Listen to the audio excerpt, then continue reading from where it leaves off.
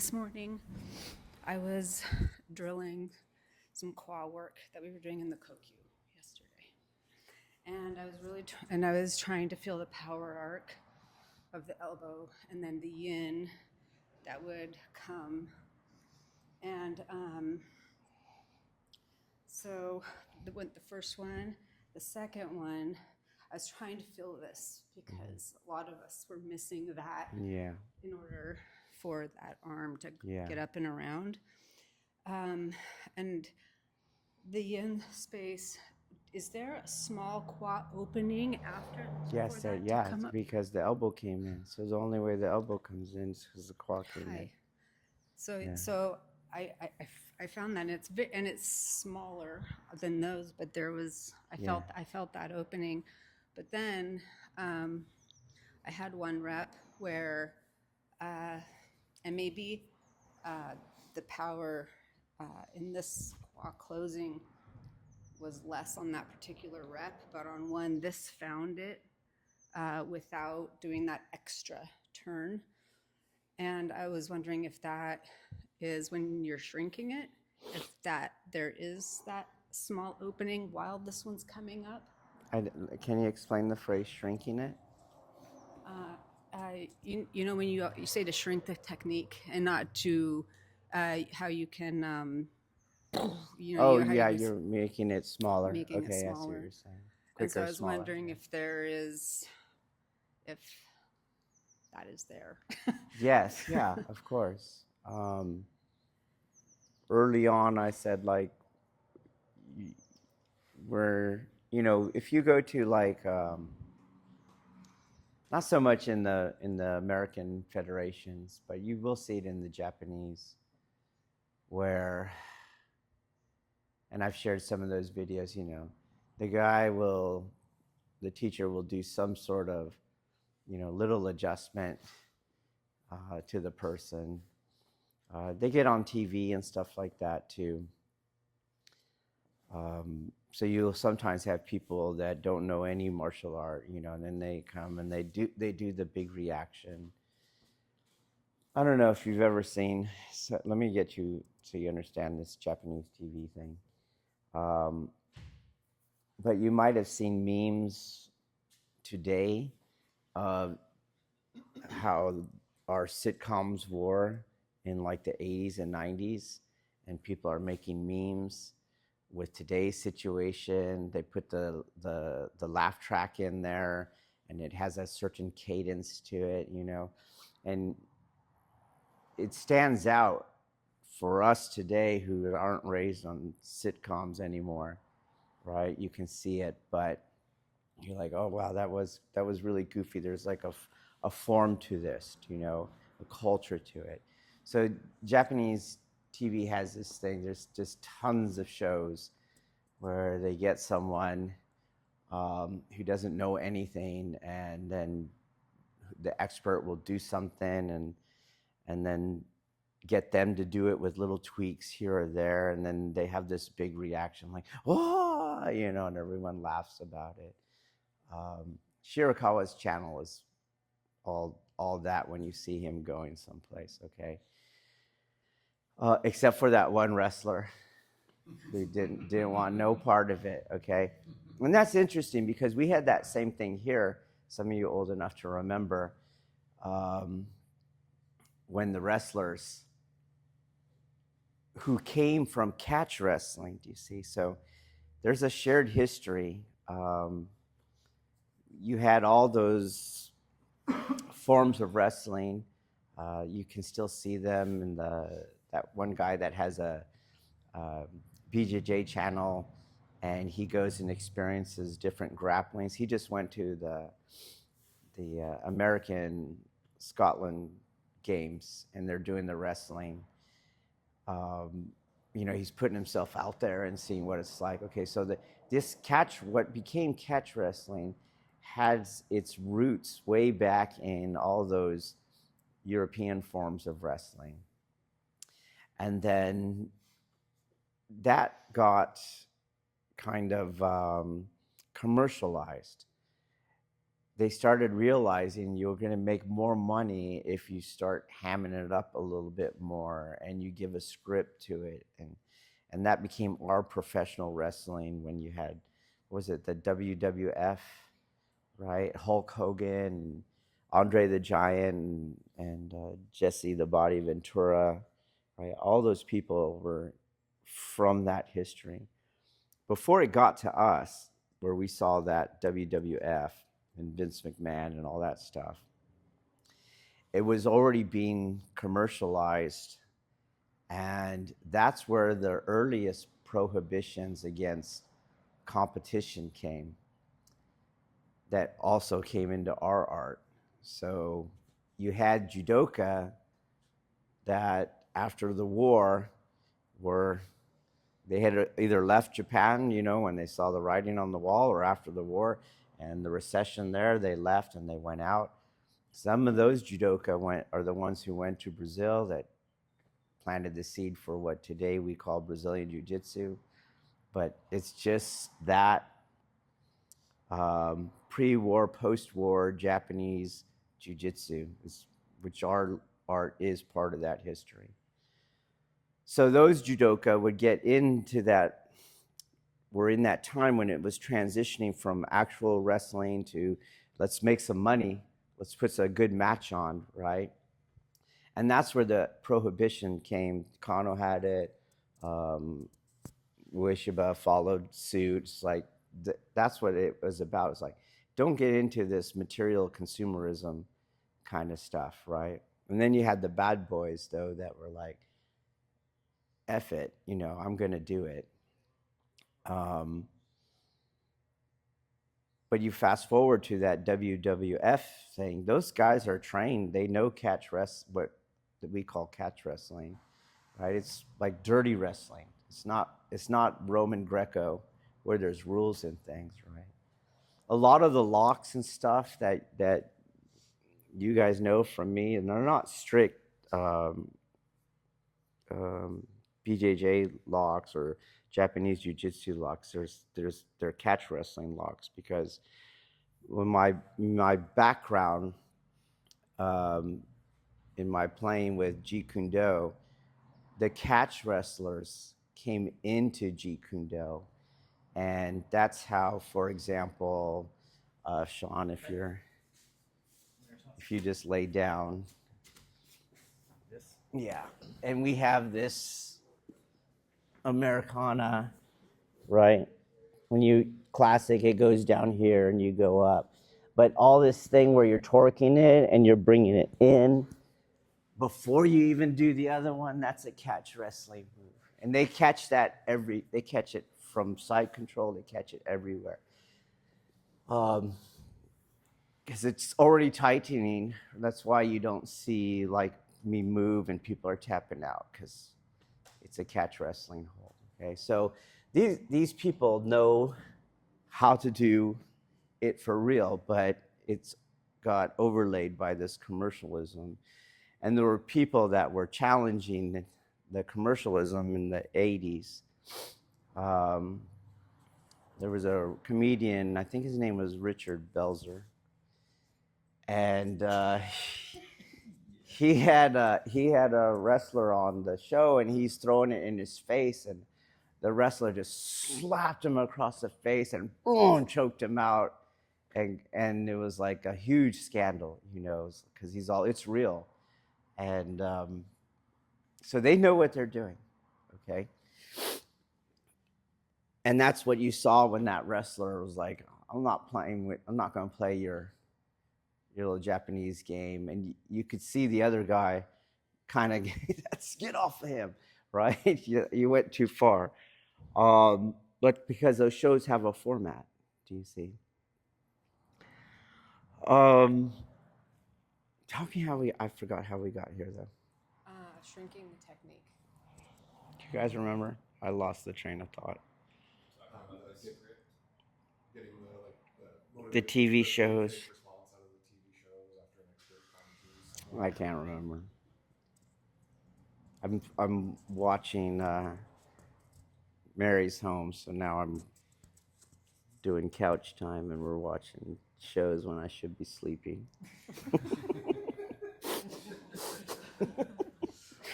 Okay. I can't remember. Sorry. I'm gonna let it go because I'm not. Yeah, I'm gonna cut my losses. Yeah, go. One other thing that I noticed yesterday, that I've been trying to really stick to your prescription of those. The inward outward Of the inward spirals. outward Yeah. spirals. So yeah. in the EQ, Yeah.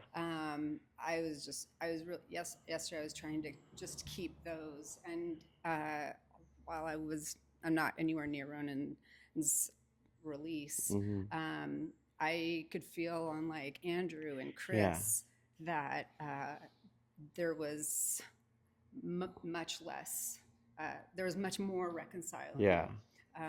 Of that, and it would just go around, and the elbow would fall right in the center, and I just felt like a huge leap in faith.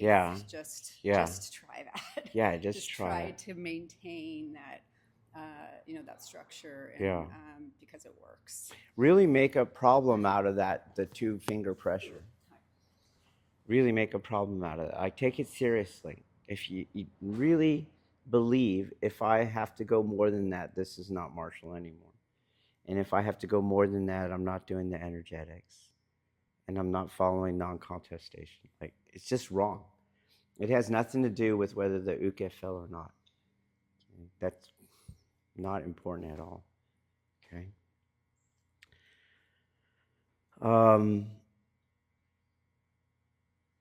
Yesterday, I posted a couple other things, not just our content from the camp. And one of them was Sifu Nico, if you guys hadn't seen that. So, you can see, once you know what's going on, you could see he's doing it, okay? And that's why he was in that long series on good Tai Chi, okay? Because you could see when he's doing push hands, I gave examples of what is push hands now for Tai Chi. It's like judo. It's all muscling and stuff. So now push hands is just a kind of external yield and a kind of shove with, But you could see Sifu Nico is just like he's yielding without losing connection, and then he just uses that to get the guy off, right? So he's really good. And then you could see he's following the heart of his art. So Tai Chi is a mid-range grappling system. So he finds a wrestler, he finds a boxer, and we showed you the wrestler, okay? And you could see him getting a seizure, getting a projection. Like, he can get it. However, the wrestler treats it like any other force. It's just force. Whatever its source was. Yes, it's not bracing angles. Yes, it's not material, fulcrums and levers. But when you experience it, it's just force. And you can see the wrestler doesn't enter into those Aikido myths of bewilderment. Like, I don't know what's happening. And no, I've never seen that. I've never experienced it. And then presto magico, there's a clear example of it. The wrestler just adapts and keeps going like anything else, okay?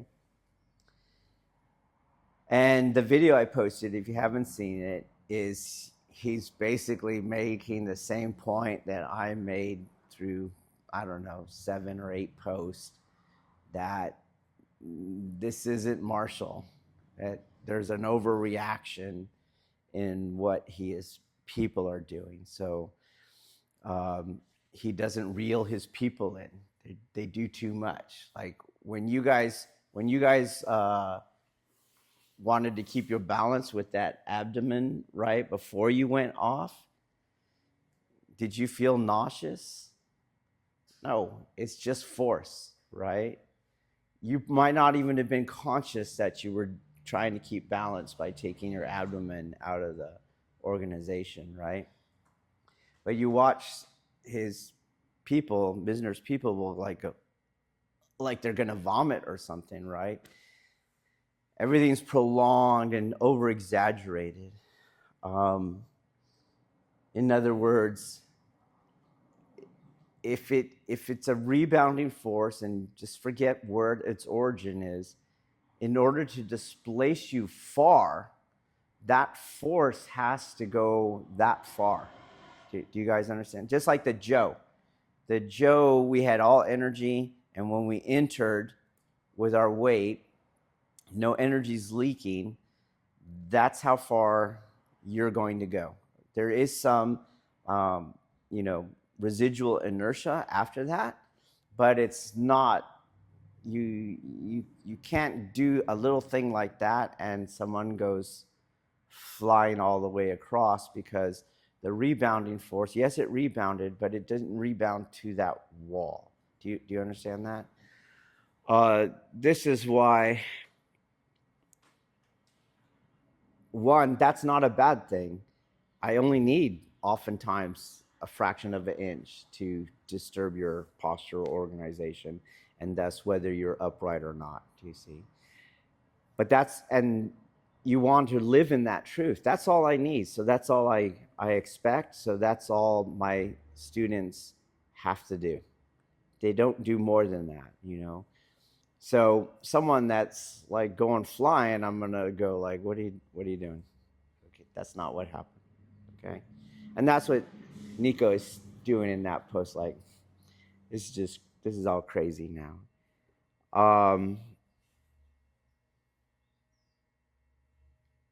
And you could see also that it has to be coupled also with sound martial tactics. You can't just flick people, but your tactics aren't suited to what is actually going on. Okay? But when you think you can flick people, then you ignore the need for sound martial tactics, and then you don't train in sound martial tactics. Everything is dependent upon that thing, do you see? You feel you have sufficiently addressed all martial concerns, because that's going to override all the need for all those martial concerns. It's the same with the taser effect. Like, I don't need anything, because once I get you,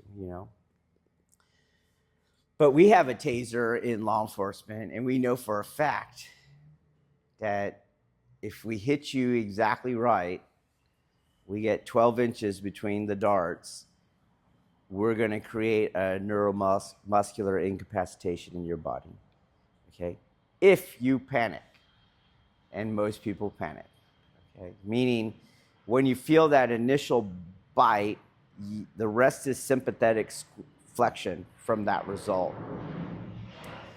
Tell me if I'm making sense to you. Okay, yeah. What did you say, pen? What? What did you say, pen? What? What did you say, pen? Pen? Sympathetic? Sympathetic. So you're flexing the rest of your muscles. Do you get that? So if we have you have two probes on a taser, okay? And certain devices up until the latest model, which is number 10, the device itself shoots the darts out. The top dart will go straight, and the bottom dart is at a 7-degree cant to the top dart, okay? And it's trying to get 12 inches between the dart. What they have found is that if you get 12 inches between the dart, your body locks up, and that's where you see all those videos of people just, boom, they fall over, okay? And that's called NMI, neuromuscular incapacitation, okay? And that will occur on 99% of the people if you get that. Well, what's that other 1% doing? They're not doing the sympathetic squeeze that locks everything. They'll be locked here and maybe around that area, but you won't see the legs locked, for example, and things like that. When I got certified as a taser instructor, they're explaining the science behind everything, and you have to learn the nervous systems, et cetera, and I'm like, that's got to be sympathetic squeeze. They don't teach you that part. So when it was my turn to get tased, I said, and I'm watching everyone just flex everything, and I'm like, I'm not gonna flex. It's gonna hurt. It hurts, but I just released, right? And so usually what happens is there's two holders. They're holding your arm, and then you get tased, and then your body locks, and so you lose your balance. Do you see? Because balance is dynamic. You're doing constant adjustments to keep yourself as um, a bipedal being, okay? We were constantly shifting. So when you lock up, you can't constantly shift and you become like a tree. And so these people are there to catch you and then to lower you, right? And as the holder, when you feel them put weight on your arms, that's when you start lowering. Otherwise, you would think the darts didn't do what they were supposed to do, which does happen a lot. So I'm there, I'm getting tased. I'm waiting, and I'm like, you're going to release, Dave. You're going to release, okay? And it's all, bat! And they hear the gun go off. The guy's giving the warning, like, taser, taser, taser. On the third one, the trigger goes, boom! You hear the pop. They felt that initial tense, but I start releasing, and the holders are, like, waiting for the weight because I'm not falling, do you see? And I have to go, it's tiring, right? It's still getting you, and I go, will you guys lower me, right? And they're like, they lay me down, okay? But you will see that in the street too. Like on really drunk people, a lot of times you have a reduced effect of it that's happening because they won't sympathetically squeeze everything else, okay? So when you released, what did you feel? I had complete control of my legs and my arms and everything like that. You didn't lock up like that, okay? And if you look at the Daito-ryu and the NMI that they have there, the guy looks like he's totally incapacitated. And so everything's in that. Did you clear the line? No, I don't have to. Did you yin yield to the? No, I don't have to, because a lot of cops think like that too. They got the gun and they think that's all the martial I need. And when you look at the stats, no, you still need to know how to grapple and get off the line and get it out of the holster. There's a whole bunch of other martial skills that can't address and will not address. But in that officer's mind, they experienced that. They were totally incapacitated. So they think this live contesting suspect is going to be the same way. So if you look at them and you see who's using most of the taser most of the time, it's people that do not have that martial tactical soundness. They go to the taser really quick, right? And then you see their face when the fight is still on. Do you get it? Whereas people that have all that martial soundness, they're slow to the taser. A lot of times it's rejected because sometimes it works, sometimes it doesn't. Me, myself, I didn't even carry it on my belt. It was like, it was extra weight. And I know I can control that guy 100% of the time. And this taser has nowhere near 100%. Okay? When you see that NMI in Daito-ryu, or this, I got nauseous and I went flying with little fingertips, do you get it? You're seeing like this over-reliance upon something, but the over-reliance is based in an exaggeration of what is actually going on. All that goes together. There's the ignorance of martial tactics, there's the over-reliance, and then there's an exaggeration of what is going on. They're not thinking fractions of seconds, fractions of inches, that's all I get. You got to get everything going in that time, okay? It's always interesting when you see the NMI in Daito-ryu because somehow the guy's body gets unlocked enough to actually take the ukemi, which you don't see in actual tasers.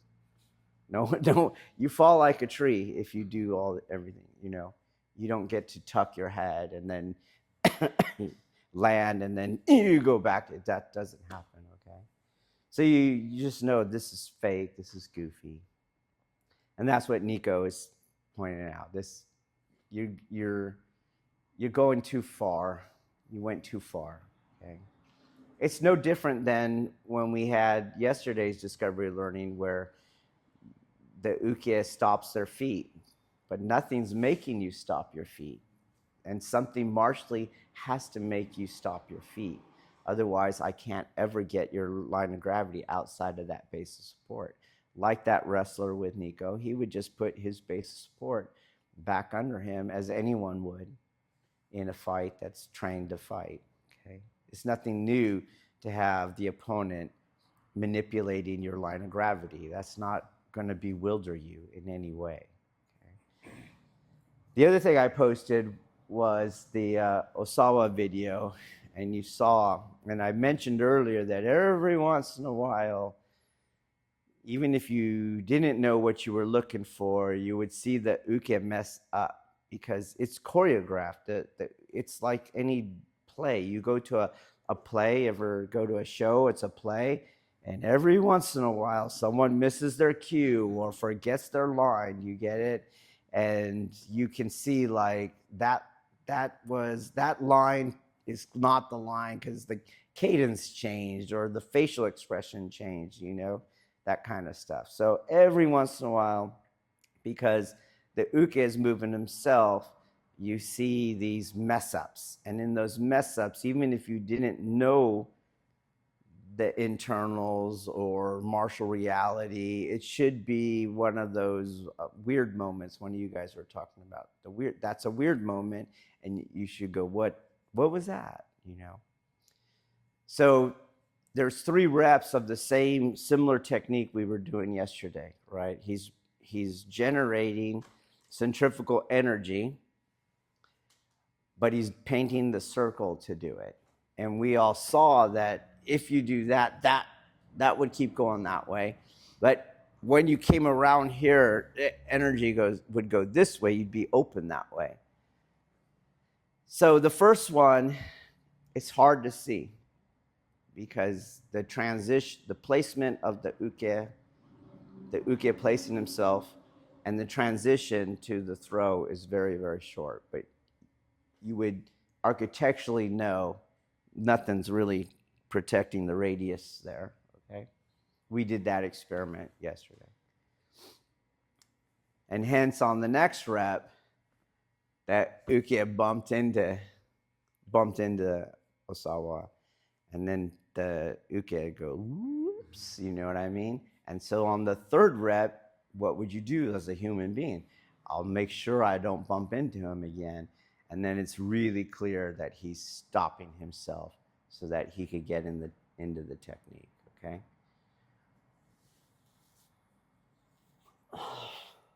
I'd like to go into these things today. And you can continue to work on make things smaller, but you have to make sure you're not bracing and you're not muscling, all those things.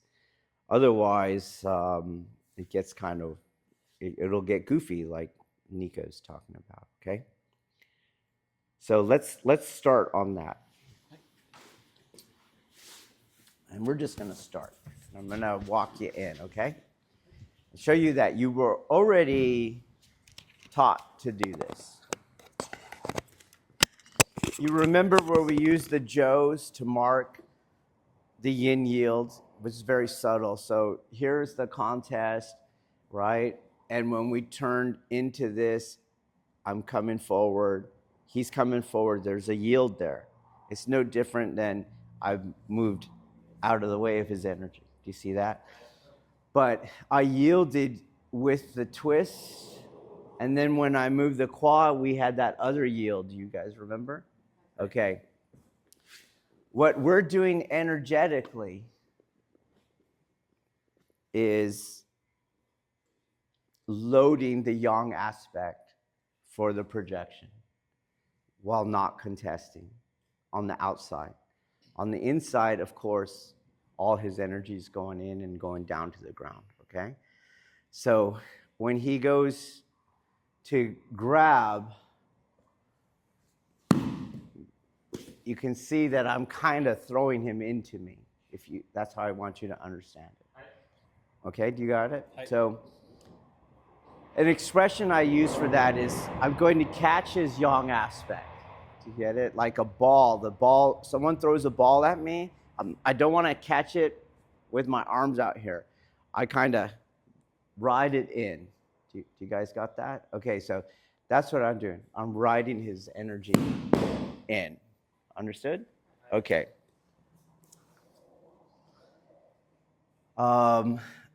So we're going to get ourselves there. We did the standing drill here to learn the postural organization and the ground vectoring, okay?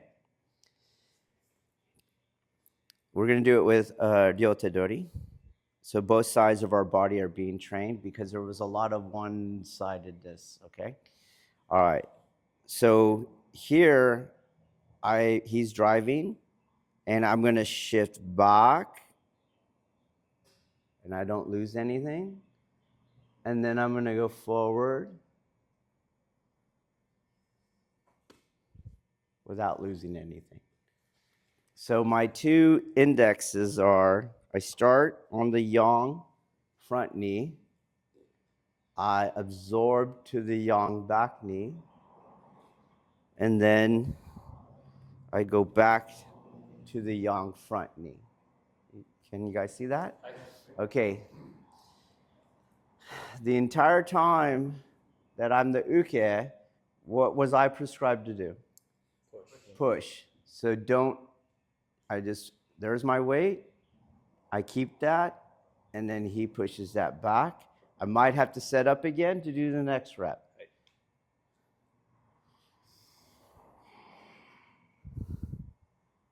Okay, that's our first drill. Try it. Be strict on those knee placements.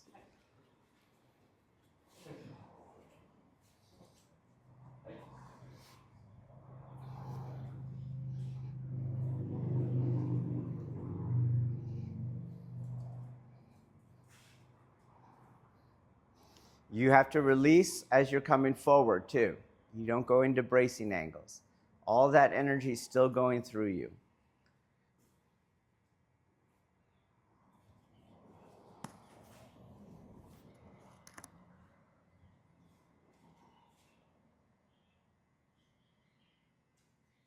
Get your elbows back because we want that chest-to-chest range. Don't trigger the biceps by bringing your arms too close. Be strict with those knee placements.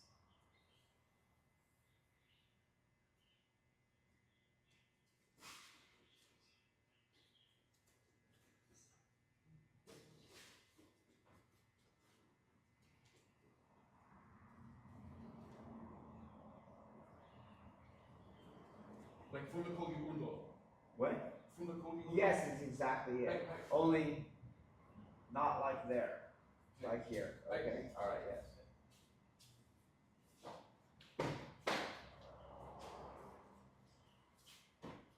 Don't arch weight. It's midfoot weighted.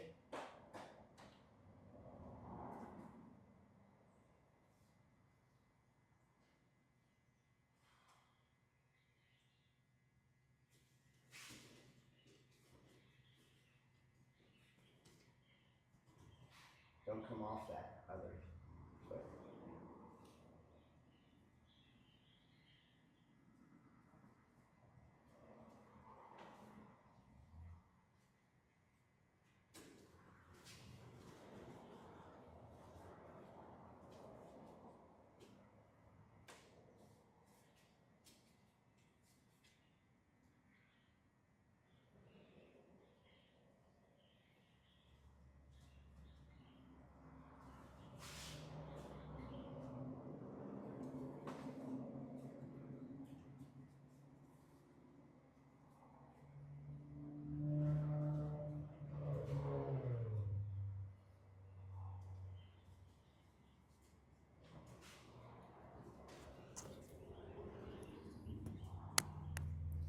Okay.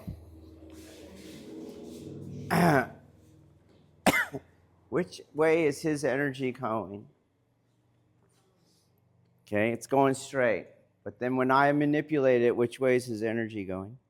It's going down, okay?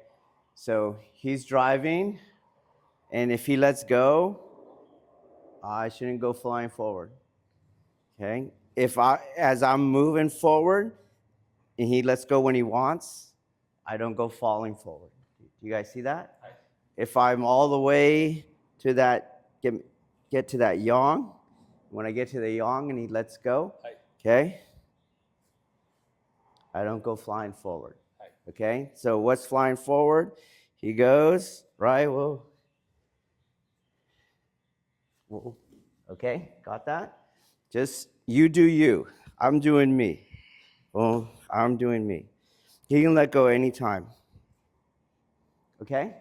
Got it? So again, how I asked you to put your mind in here and what you're doing in here, don't worry about him. You're shifting weight, shifting weight, shifting weight, and I'm not flying forward, right? Okay? That's all I'm doing. Also, if you guys don't mind, go to that side. And we're going to open it up. Okay? When I go here, you can see there's an angle in my ankle because the knee came forward, okay?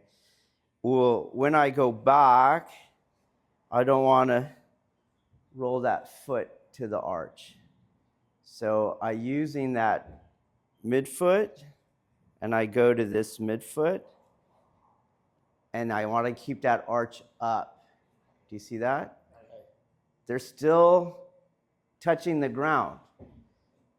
Don't go to where it's off, because that's not midfoot. You're forward of it on this foot.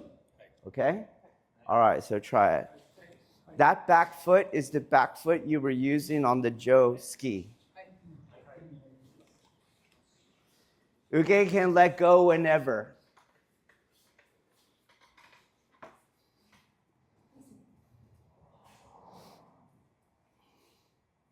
You just do you.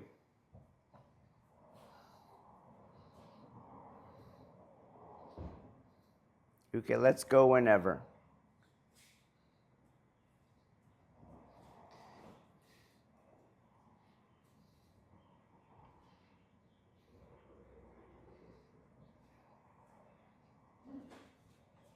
Keep your chest open, Baoqing. Watch your rear arch.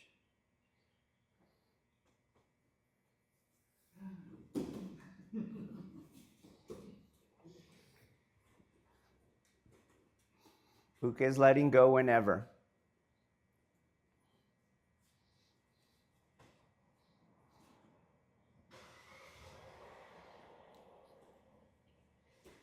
So a little more in Hanmi, less Kamae. So Hanmi is going to have your little closer. There you go.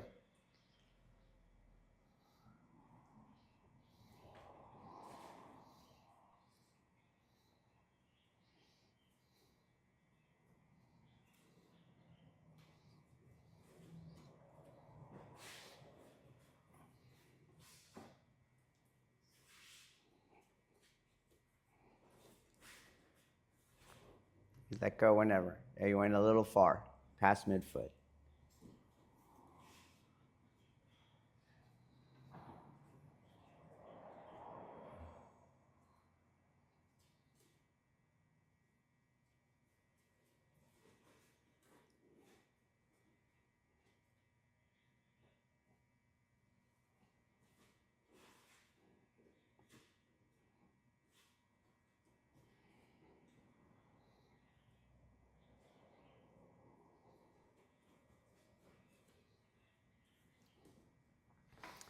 I know what I was going to say. Okay. So, and it ties in here. When you see those Japanese TV shows, okay, the instructor will come over and like do these little physical tweaks. And then the person gets it, right? This doesn't, to do a physical tweak is already telling you that they're not understanding it because posture is not important. Do you see that? Okay, so it's not a matter of doing these physical tweaks other than that's what's martially sound. Energetically, it's not, they're not overlapping, they're just concentric. It's not the identical thing, okay? So you'll see them like go like, you know, move your head this way or move your chin this way, and then all of a sudden the person can do it, okay? So we're not doing that.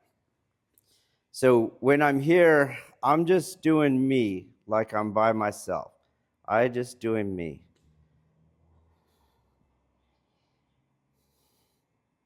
His force is going to pull your mind to it. And don't keep yourself on you. All you do when you feel your mind go to him, go to the contention point, is release and go back to you.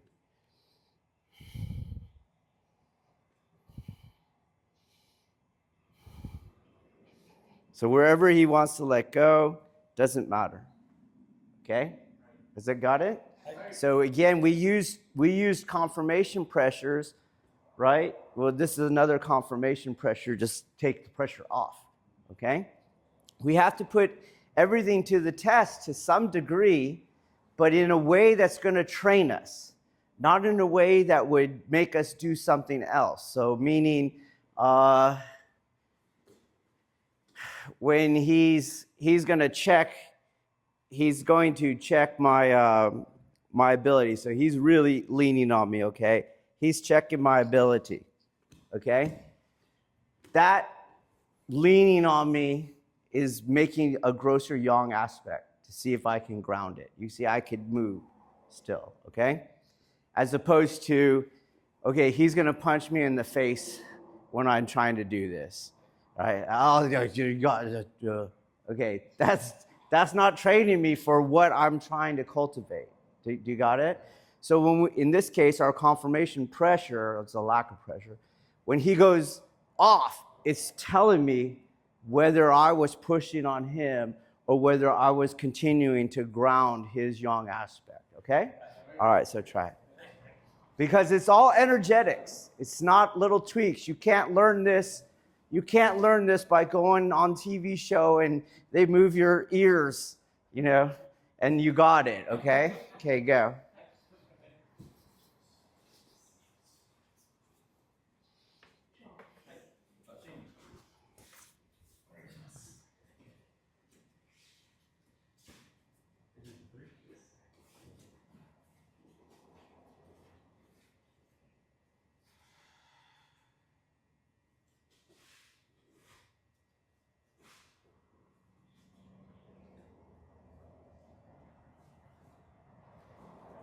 You have to task yourself with these knee angles.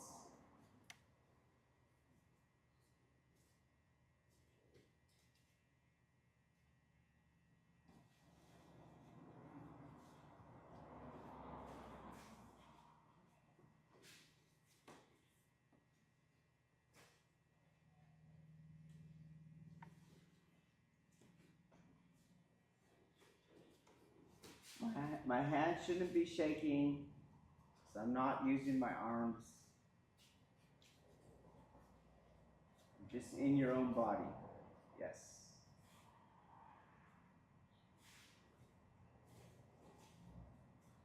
Don't come up. You're in you.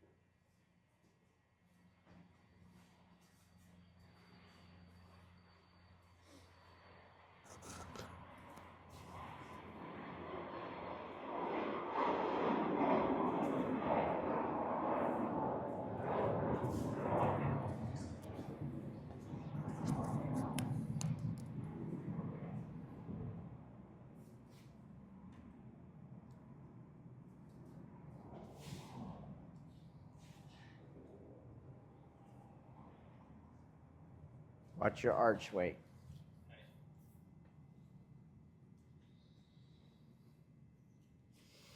You're only going to arch weight because you're bracing, okay?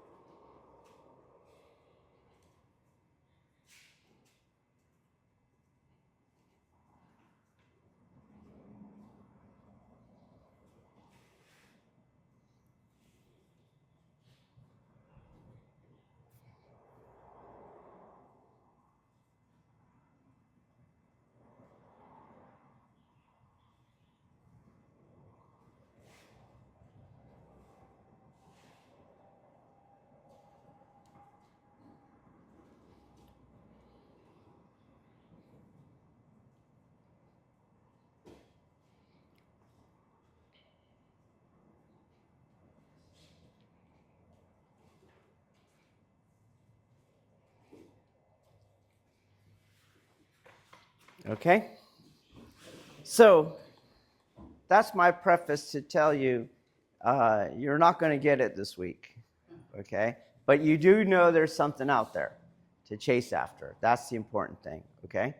All right, the next one is I can now start doing it with the same mechanics that I do when I'm Nage. So do you see if he's on that foot, on that yang line, I'm on this yang line. Do you get it? Right. Okay. So when I drive with the same thing. This energy that he's using, I take that back down to the ground, okay? And then I'm doing my thing.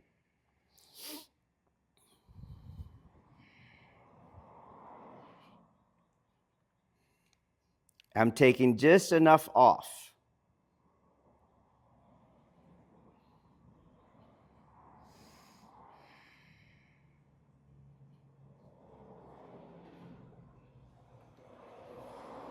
What do I mean by that? Okay, here we are. When he's pushing on me now, I could hang out here, okay? But what I'm going to do is just take enough off so that I keep with his center.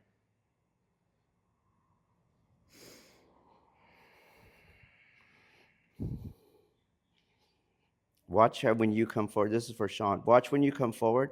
Do you feel that right there? Hi. That's me bracing. Go back. Watch when you come forward. Hi. You see? Hi. Okay. So now we're using the uke to actually learn the catching. When he's coming back, I keep a constant pressure. Okay? Please tell me if this is not making sense. Okay? So I go forward, grounding this energy. Okay? Then he drives, and what I did right there, he's going to do as we go back. There's still pressure, it's just enough off for me to keep going forward. He's not fighting my going forward, okay? All right, try that. But I can't go forward any faster than he's letting me. Do you get it? Okay, that's what we want. We're controlling the rate of his forward progress.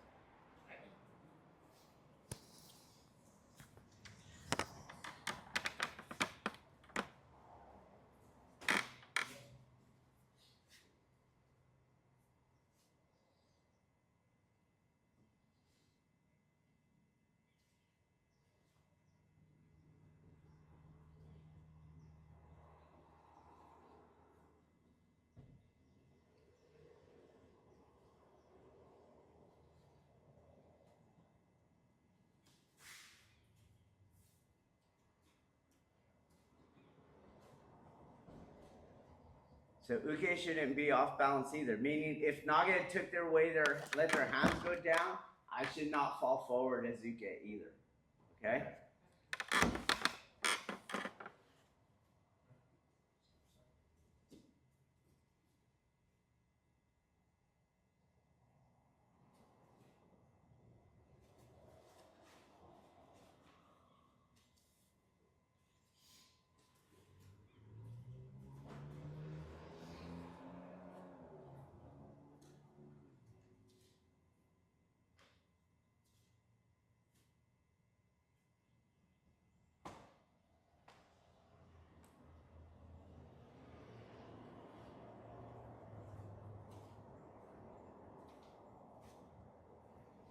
This one we're not letting go. We're not letting go. The uke is doing this. And you shouldn't move your feet, uke. You should be 2 boat rowing exercises.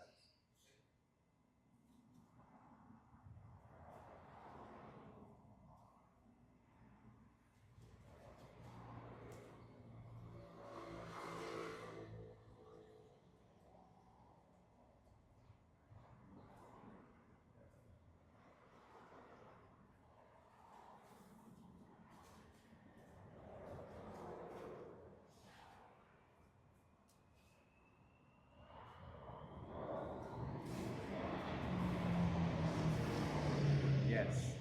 Yep. Get the mic, please.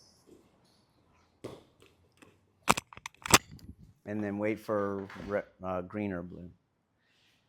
Just a question about, so what I'm experiencing is the weight never fully comes off the back foot, the pressure. It might not be because, well, first of all, weight never comes fully off. Remember, that was told. So it never comes fully off, okay? Because that's what's pushing me forward, that back midfoot.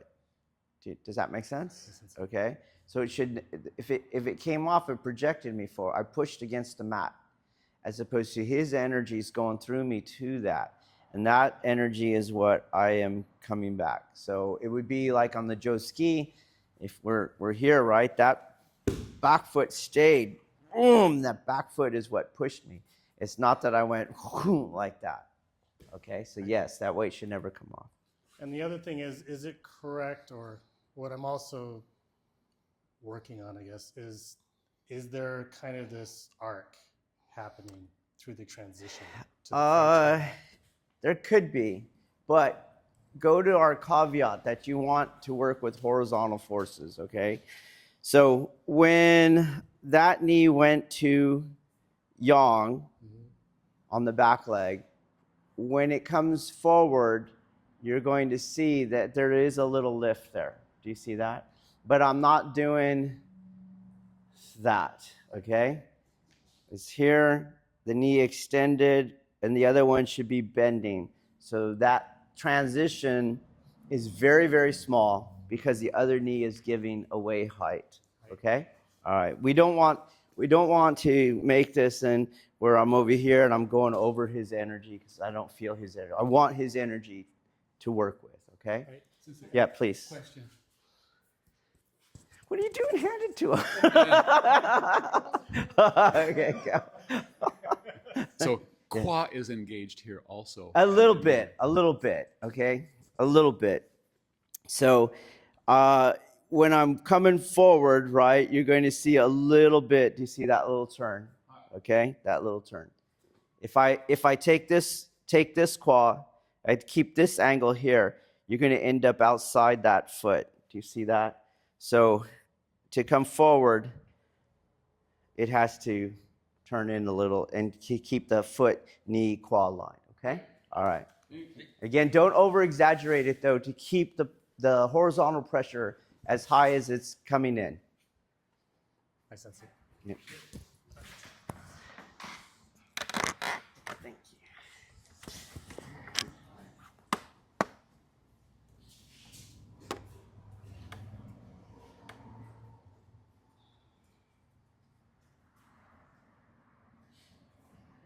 Watch your chest, watch your head angle.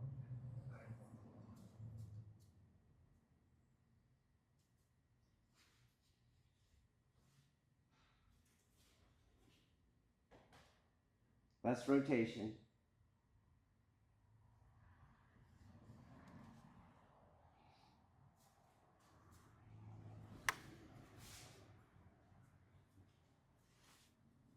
There's many things we're doing, but the key focal point is that uke is yielding in a smooth, pressurized manner. Got that? Don't rotate, too much rotation. Better. Just work on your knee angle. No. Freeze. Everyone freeze. Okay. And you don't. stay exactly where you're at. Okay. See this hip angle? So if we ask, where's this weight? It's not going to be here. Which you'll see, this, he's rotating around that. Feel that? You see? So, but now you're trying to lean it. So it's more like, if you watch my body, I'm kind of going diagonally here and diagonally there, as opposed to turn here, turn there. See that? So do your turn again. We'll open it up so you can see. Go back. You can see that. Okay? Does that make sense? Okay, so again, don't do boat rowing. If you watch row, we can do it. You watch, you see this, right? And look, you get that heel off like that. You get the up, down. You get the rotation. We're not doing any of that. We're just forget. We're not doing Aikido. We're not doing martial art. Weight goes on this midfoot. Weight goes on the other midfoot. Weight goes on this midfoot. Weight goes on the other midfoot. Okay? That's all we're doing right now. And again, I do want to pay attention to uke though.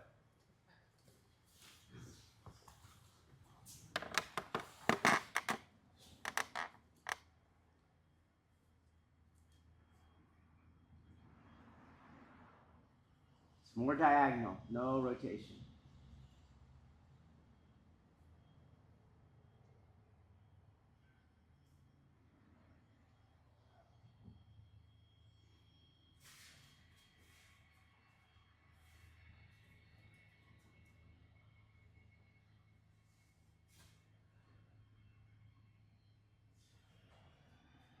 Don't rotate.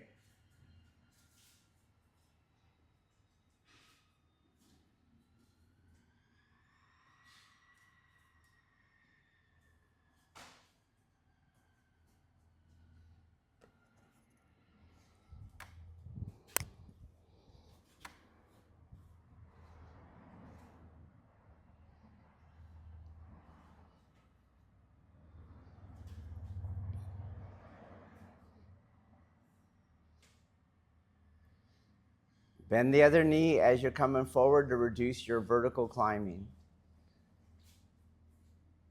2 up and down, Ryan. Better. As one knee straightening, the other one is equally bending.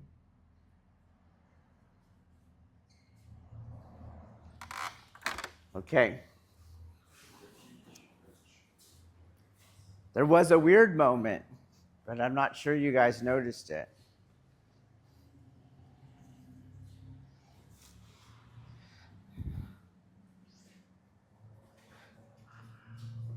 What's weird? Are we going to do the drill? Hey. There we go.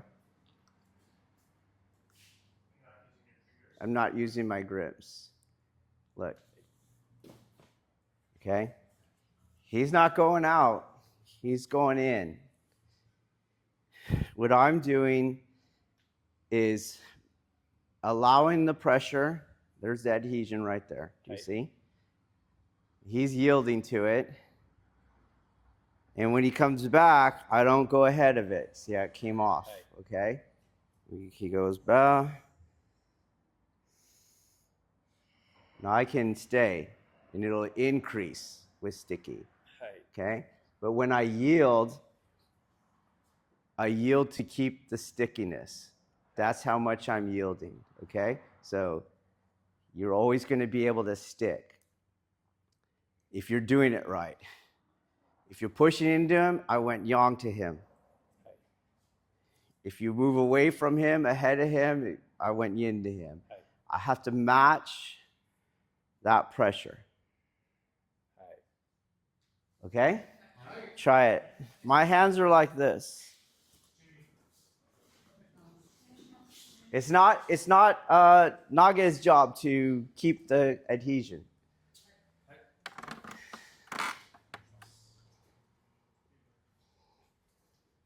Don't hook your thumbs. Just open your hands.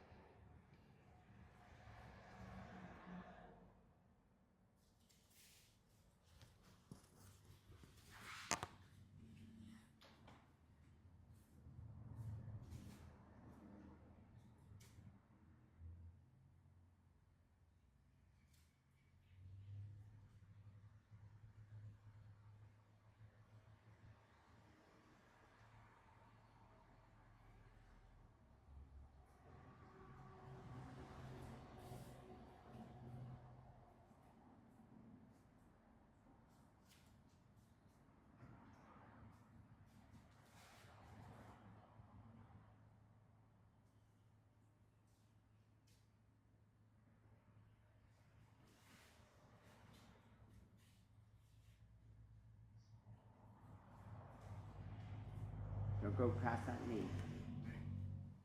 Save your knees for more decades of training. Don't go past it.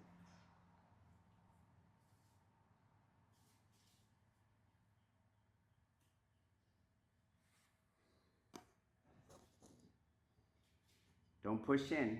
Don't change his arm angle.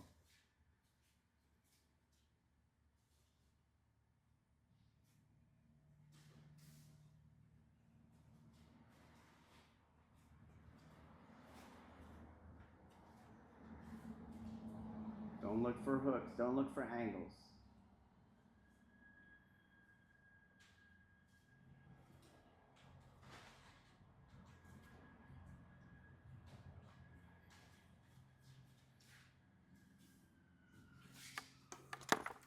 Okay, we'll watch. So when people see this, they think he's pushing out. They think he's pushing out on me. Okay? But he has to address this force. Do you see? If he's pushing out on me, you would see it. Okay? Likewise, anytime he wants, he snaps his arm in, okay?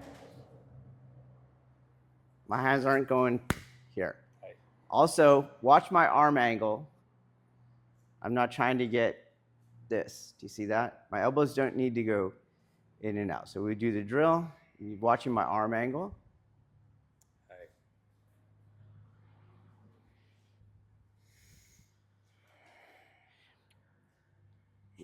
I'm not pushing him in to get that ledge, that little ledge right there. Do you see that? I'm not doing that. I'm just on the side here.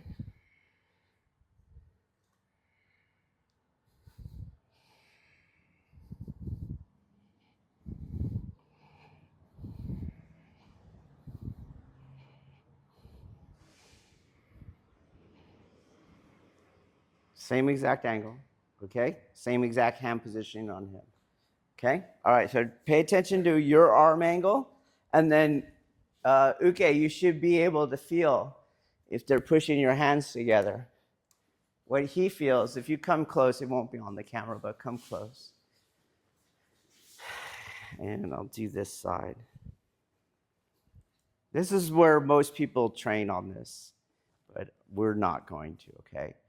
So here is, he has a yang aspect, okay?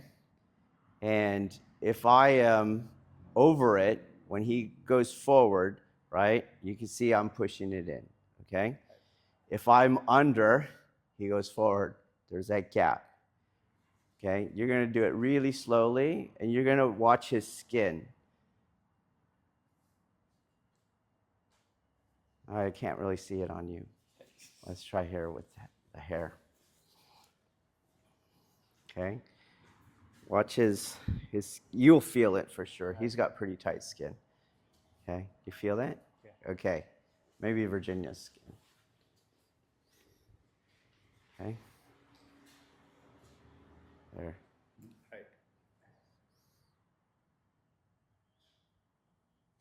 You see that? Okay. We're just doing it at higher levels so that I could actually move her from it. Okay? You got it? Okay? So try that.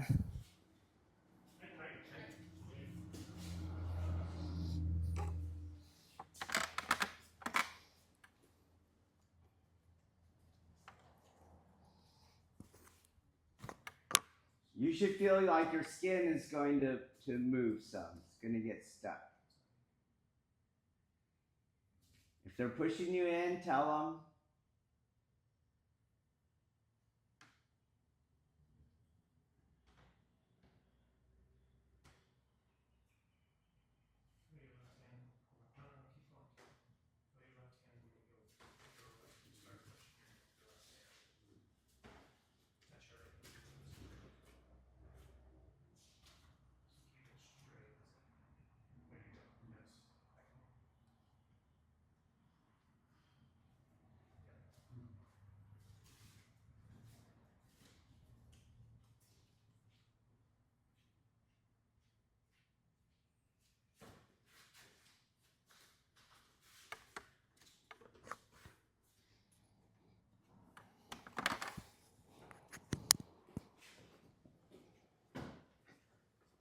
So give him the sensation.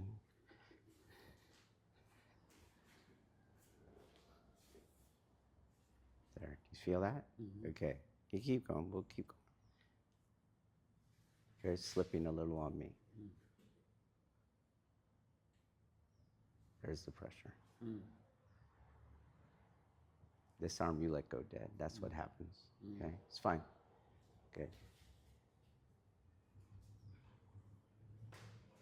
Good. So you feel it? Let me do it. Okay. So that's it right there. Okay? You go back, and I keep that level of tension. See? Here's me pushing in. That's not what I'm doing. Just staying right at that stickiness by matching your yang aspect perfectly. Okay? All right.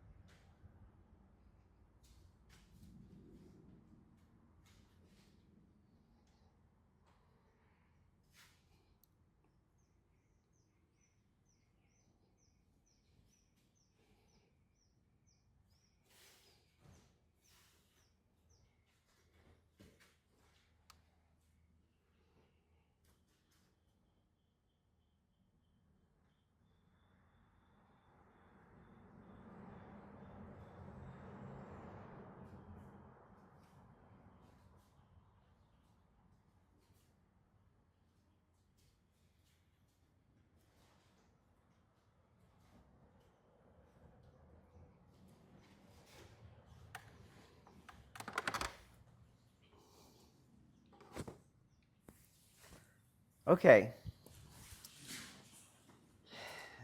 Now, this is not otherworldly in the colloquial sense. This is still just forces working, okay?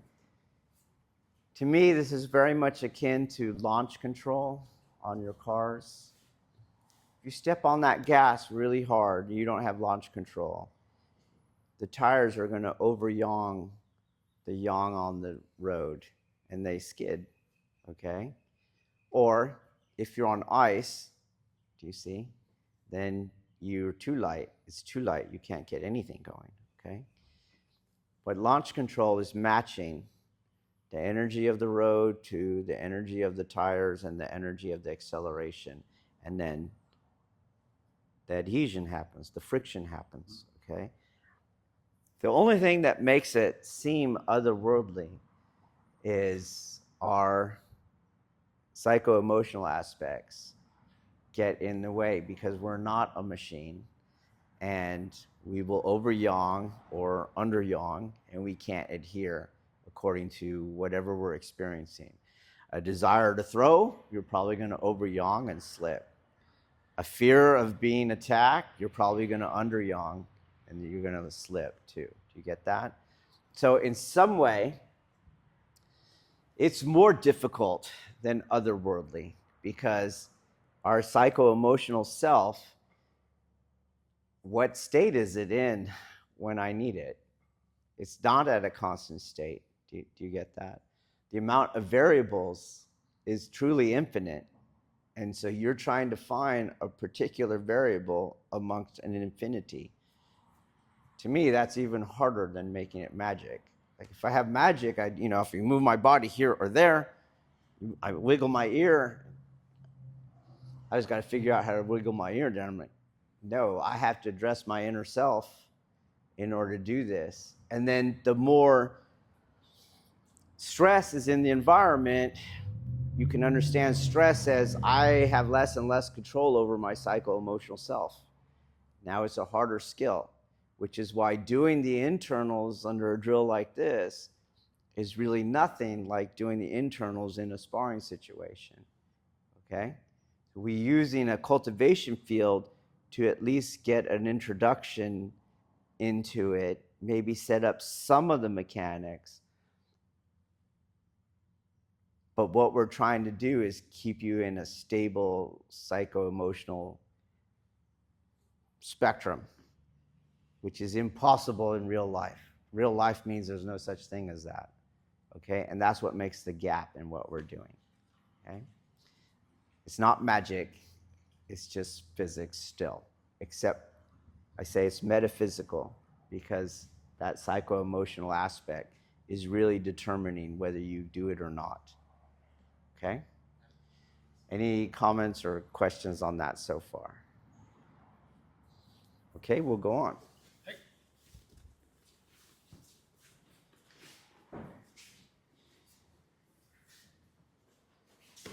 When someone grabs you in katata dori, you need to do that adhesion back to him, okay? So I'm not going to go out.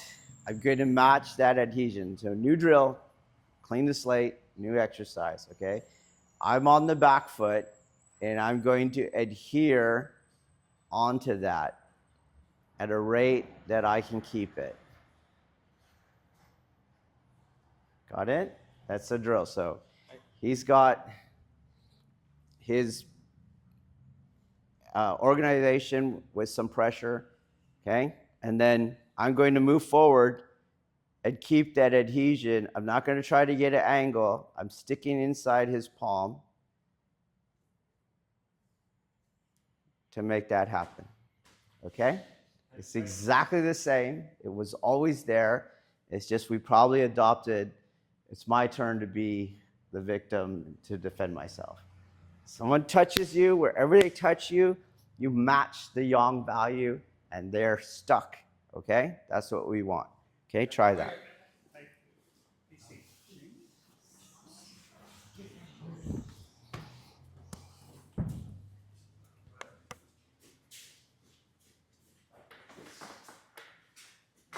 Their hand is open. Their hand is completely open. They have you on the back foot with pressure.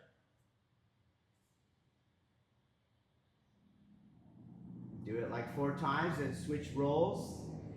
And when you get your second turn, you do the other hand. Don't cup your fingers. Don't cup your fingers. We're going to watch Sean again.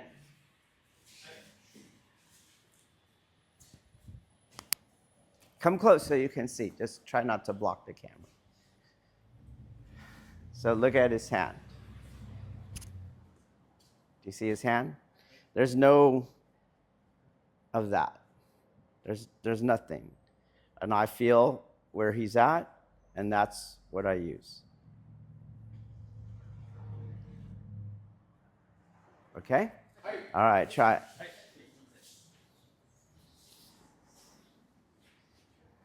He's just coming forward.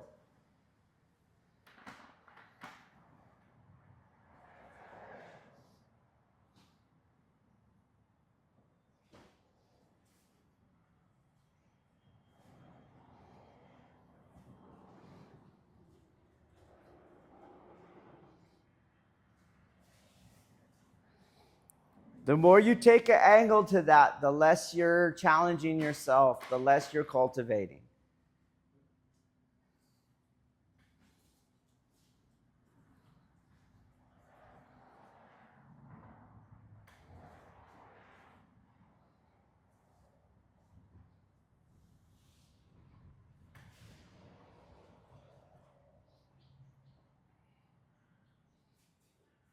Good.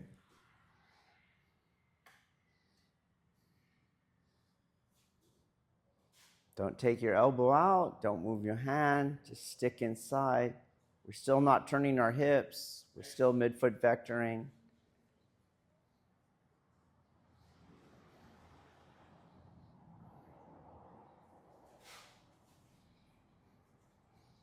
Flatten your hand, Duque. Flatten your hand.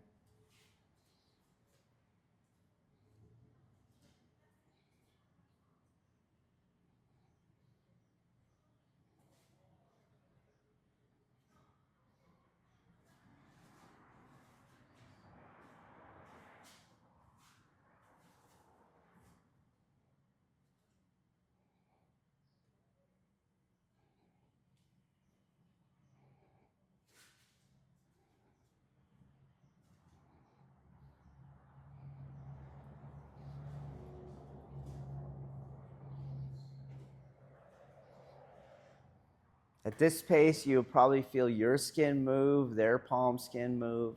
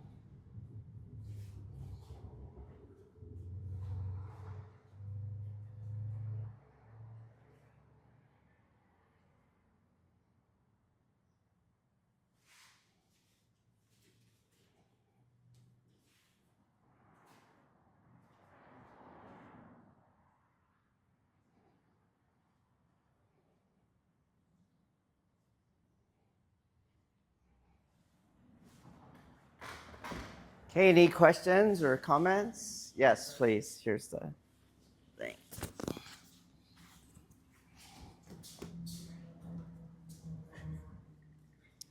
Oh, you wanted it? Okay. Go.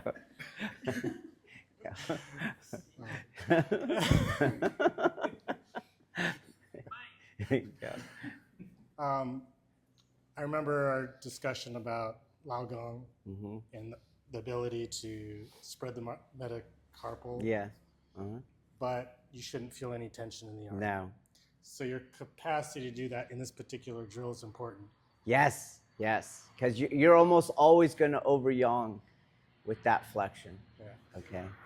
I don't know if it's related, but my feeling is when I flex open my hand and create tension up here, my ability to adhere diminishes. Yes, yeah, that's. Well, let's do it. So everyone over-exaggerate, even what you like over exaggerate and see where you are in this. Go ahead and try it. Okay. What I'm saying is you'll over yang, so there will not be the friction generated. Okay. Really flex, and you can see. Flex, flex, flex. You don't need it, maybe 2 times and we can get on. Flex, flex, flex. Make sure you're pushing forward, Baoqing. Don't cup your hand. Put your hand like this, Baoqing. Touch him. No Baoqing. Don't do that. Put your hand like this. Touch him. You did it, you changed it again. Sean, go please control her hand. Put her hand flat, up and down. No angle. Flex everything, Baoqing. Everything, squeeze everything, squeeze everything. Well, no, we can't get it. You can't feel it. Never mind. Some people don't feel it. Okay? Yeah, see how you're slipping, Lisi. Yep, okay? All right. Again, we're always trying to get to a feeling, but we don't have a shared experience on it. Right? You can't describe a first kiss to someone who hasn't had it. You're only doing poetry. Okay, right? Any other comments up to this point? This is how when you touch me, you're stuck. Do you get? That's what we mean. Like at touch, you're not in complete control anymore. Got that? Yeah. Sensei, just really quick, when you say metaphysics, I'm not quite sure what the definition of metaphysics is. So I'll keep it simple because it has a long history as a philosophical discipline, and it's just pretty much been with the rise of modernity as we became more materialism based, it's just been debunked. But if you were a philosophy nerd, you would realize it's making a resurgence because people are pursuing truth and they ran aground on the materialist version of truth. Okay, so you can see it again. So I've shared Ian McGilchrist, I've shared Bernardo Kastrup, okay, and then Sheldrake, Rupert Sheldrake is doing this. There's a bunch of people who have, I'm just pursuing truth, man, that's it. I'm not here to reinforce my culture or reify my culture. Just like we're here. We're just pursuing truth. We're not here to validate the Aiki or even O-sensei, okay? And there's a reason why a past culture had to deal with metaphysics, okay? That all of reality is not material based, okay? But our modern underlying argument of modernity is this evolution. This is why you see me talking about evolution a lot. We have a sense as a modern of progress and that we've moved and we're more advanced. Do you get? This is not the way the cultures that produce something like Aikido thought. So time isn't linear and going like this. Time is circular, okay?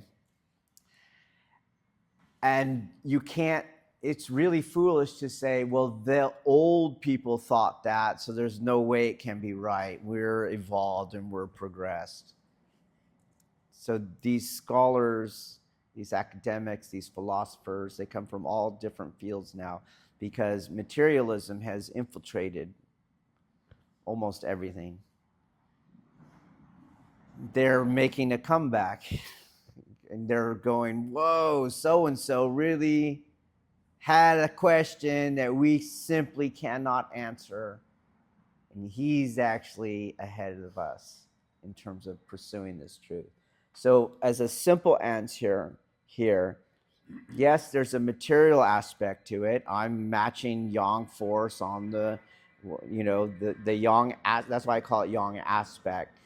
Is there's a yang aspect that is his gravitational posture, right? His inertia, his push forward, all that, yes. But then to do this, there's that psycho-emotional aspect that brings an infinity to this. Do you get that? And you could prove this. You could prove that fact a million times. We could start sparring, and you will not even get close to doing this. You know how it works. You know the physical aspect of it, but because there's a non-physical aspect to it, you're wrong. Whatever you get it. So that's probably the quickest definition.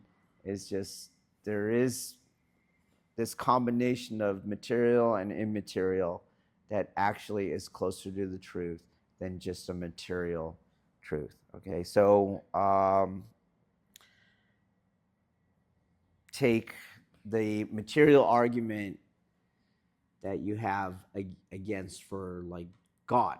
So you have God, and you'll go, well, if he existed, where is he? Like, well, I can't find him. Or even on chi.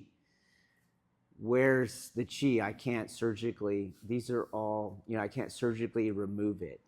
I would say even the NMI is a material view of what is actually happening.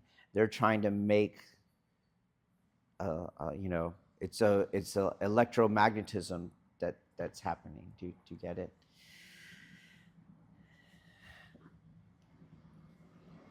This is why I say, like, it's better to think of chi/mind, but not mind in the modern psychological sense, because mind in the modern psychological sense has become materialist based, such that you can talk about chemical imbalances. Do you see? There's chemicals, and then you have an imbalance.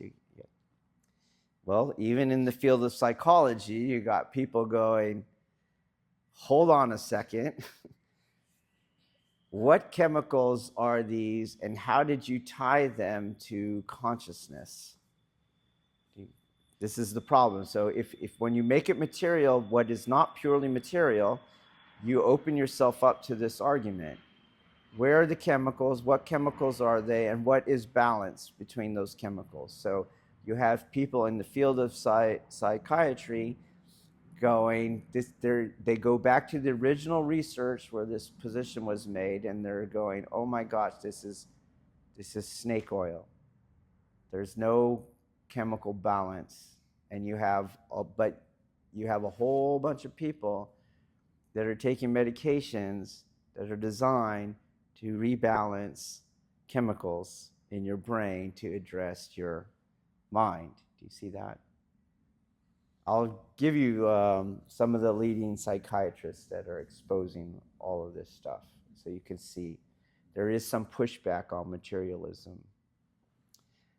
To me, as a historian, that is how Kali Yuga works. There's a whole bunch of shit, but in that shit, there's a rebirth of light and truth, okay? And the ancients would see it like you want to get rid of Kali Yuga, but you need the Kali Yuga for the light to come back, okay?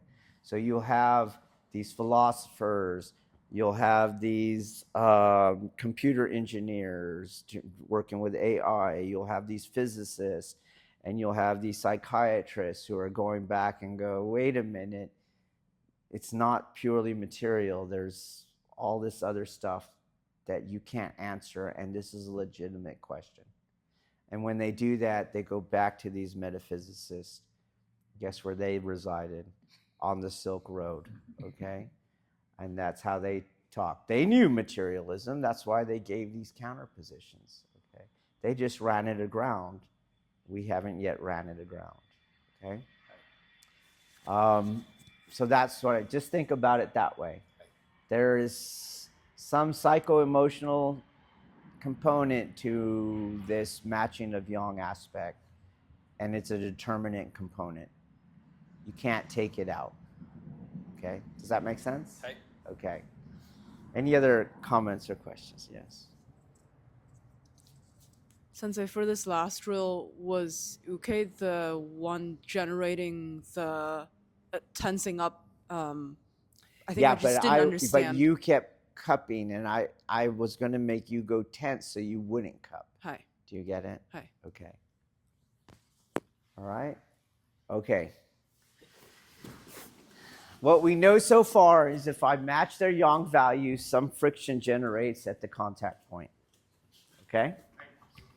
We also know, please know, this is a cultivation field where we're trying to create a finite spectrum of psycho-emotionality to keep you in the ballpark. Okay? Don't extrapolate it out. You're not going to get it this week. Okay?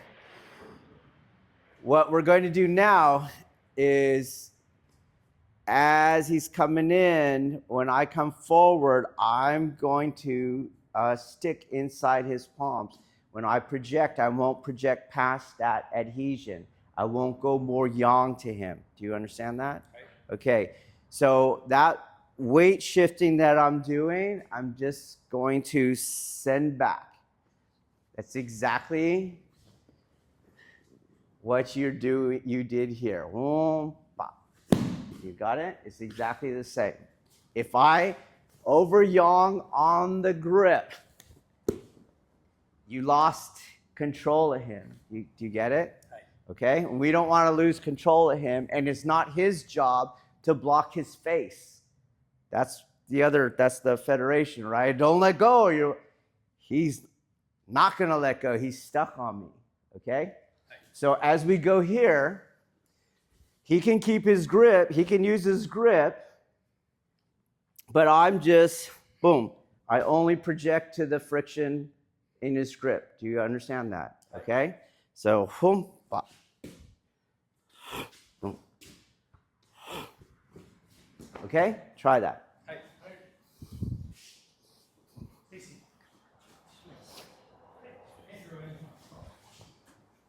Oh, I did want to say this.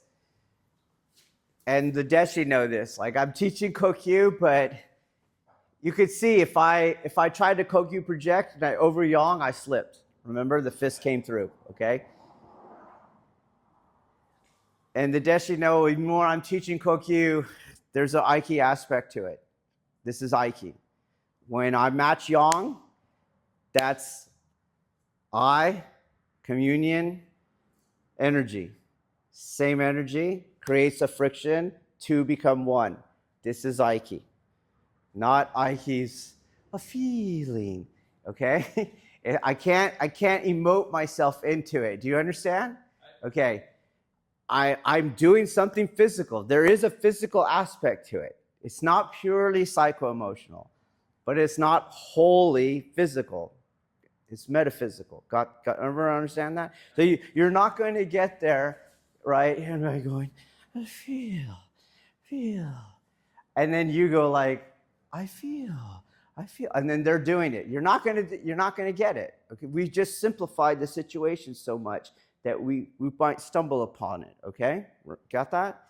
Okay, so you have to feel the same force in here. You can't just go forward. There was a slip there. So energy's coming this way when I needed energy to go that way. Do you understand that? Do you feel your hand slip up? Okay? Try it. Oh, I keep forgetting. So some places where I was doing this.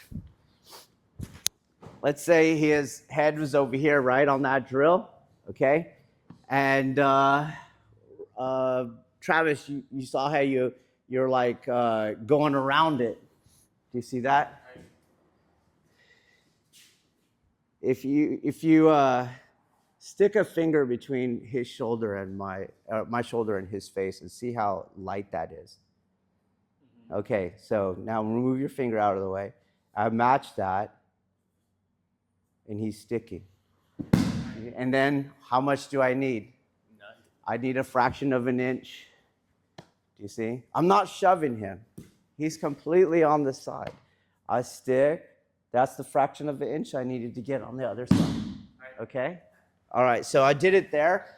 The other place I did it was on the Joe when I was wiggling my fingers. There's a good example because on one I messed up because it's not magic.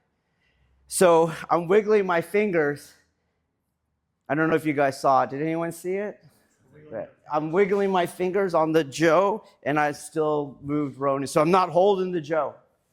I'm adhering to the Joe with Aiki. The Joe has yang aspect. I match the yang aspect. I match the yang aspect of his body coming through the Joe. And I can do that with anything, any part that's touching will work, okay? So on the first rep, if you pay attention, because I was moving fingers too quickly and I'm talking, I tried to adhere on one finger, but it was actually the other finger that was touching it.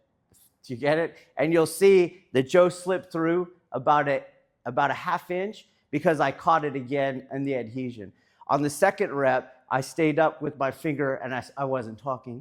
Do you see? I stayed up with it and he still got displaced. The Joe did not go through my hands. Okay? So those are some two obvious places where we've been using it. But every time you grab me, that's what you're feeling, okay? All right, so here we go. That's what we're doing now. Just do that weight shifting, as Virginia was noting, a little smaller, a little quicker, staying organized.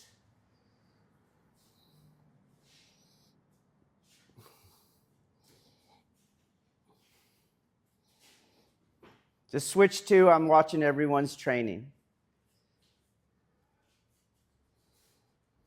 Good. Feel his hands. Don't worry about his body.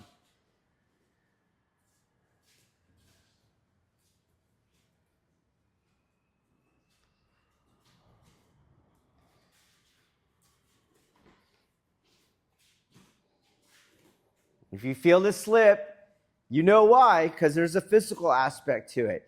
I over-yawned, but you also know why. There's that emotion. I'm desiring the projection, okay? Just do you. Go.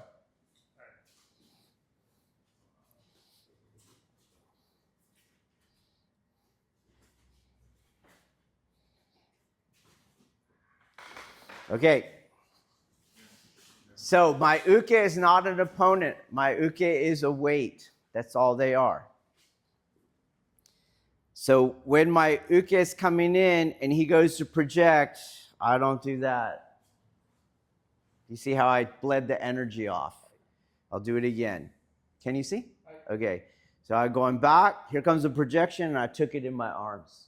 I don't want that on this drill. When we spar, we do want you to do that, okay? But we don't want you to do that here. The other thing I don't want you to do, as you get projected, I don't want you to take a new bracing angle. I want you to stay organized. So, right, look at my body, okay? Watch my body. Do you see? I keep that organization as uke, so when he goes to project, boom, I keep that organization, and I'll let that energy bleed out entirely. Don't try to stop it, because we don't want to respond to force going into our body with tension. So he goes there, about here's where he got me, and I could catch my balance there. Do you understand? So watch, he goes, boom. I don't want you to do that. That's tension and disorganization. On this day, I want you to just let your body experience it, let it go out entirely. If you're running out of room here, just take it on a turn till it's totally gone, okay? You got that? Okay. Why are we doing that? Not to show how far we go, but to keep training our organization as uke and to learn not to contest force that's acting on us, okay? Try it, go.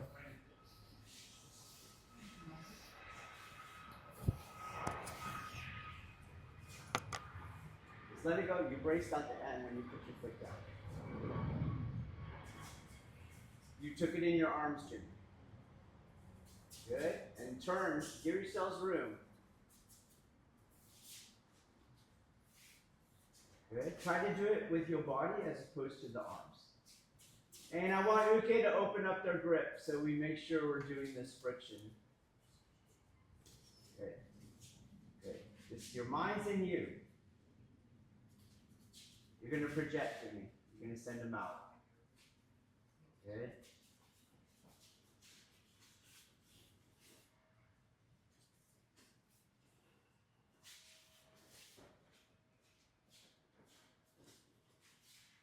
Good. Couple more. Then we'll fine-tune the training environment.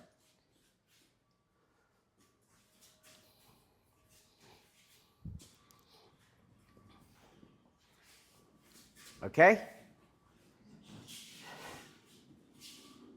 So as he comes in, look how I match that. Do you see? I'm not here, boom, and then I go back. I'm matching him, we're stuck, and out we go. Okay? You guys see that? Okay. Not here, wait, he already passed me. He already passed you. I'm under yang. Do you guys see that? Okay. So I match, I'm stuck to him, and I stay stuck to him. Okay? So you're going to catch, as I said, we were catching and all that. I want him to catch with still working on our midfoot alternation. Okay? Go.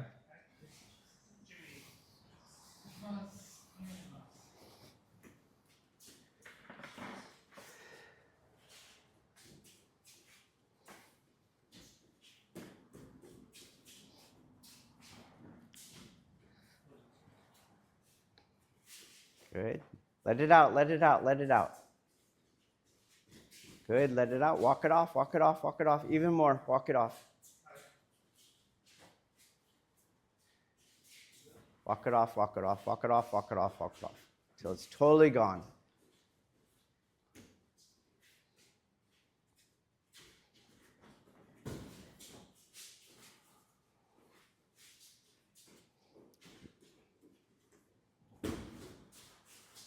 Good. Shift backwards to do it. Shift to the back foot to do the catch. And then coming forward. So already have your back foot in place. So we're shifting weight, not stepping.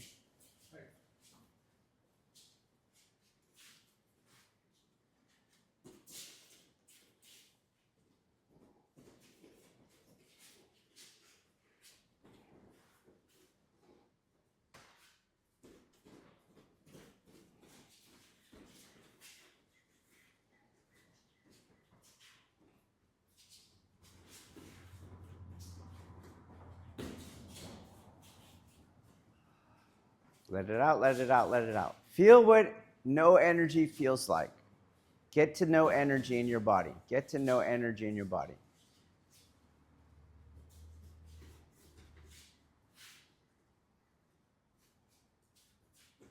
And no arms in or out.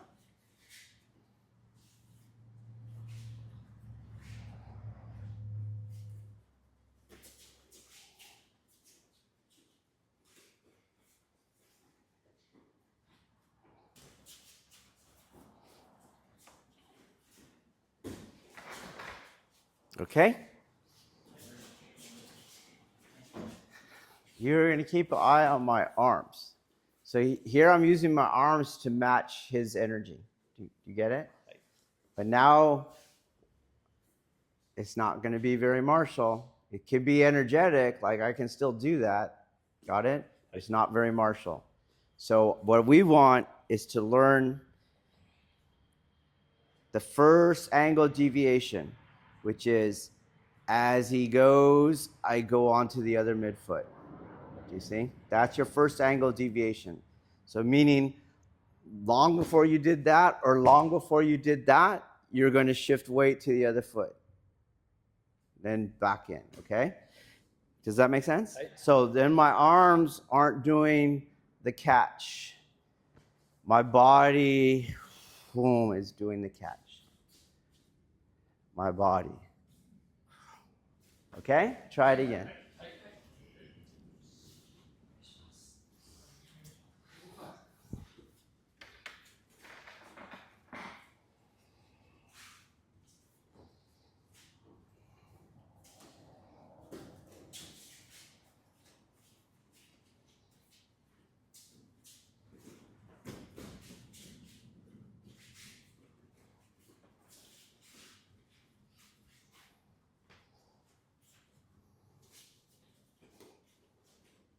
My body's doing the catch and the projection, not my hands. Midfoot to midfoot, midfoot to midfoot.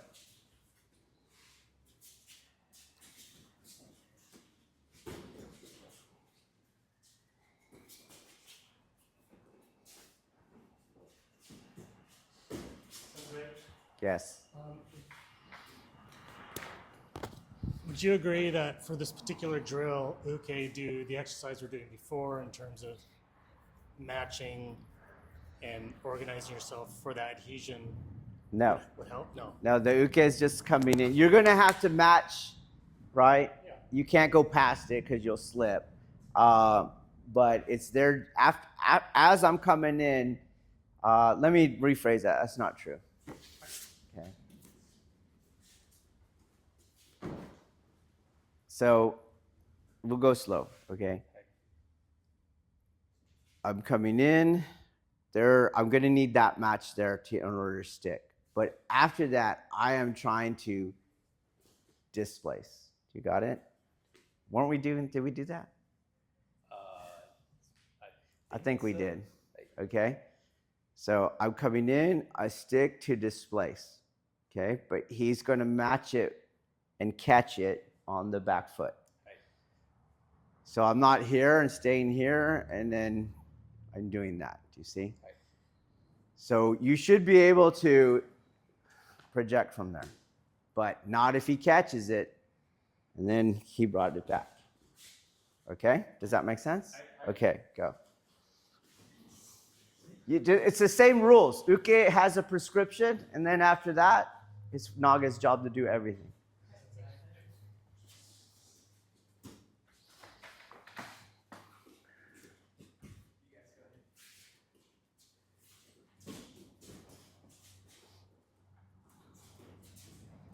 Good. Let it out, let it out, let it out, let it out. All of it. Let it out, let it out, let it out. And it's going in your shoulders. So don't absorb in your shoulders. Let your body take it.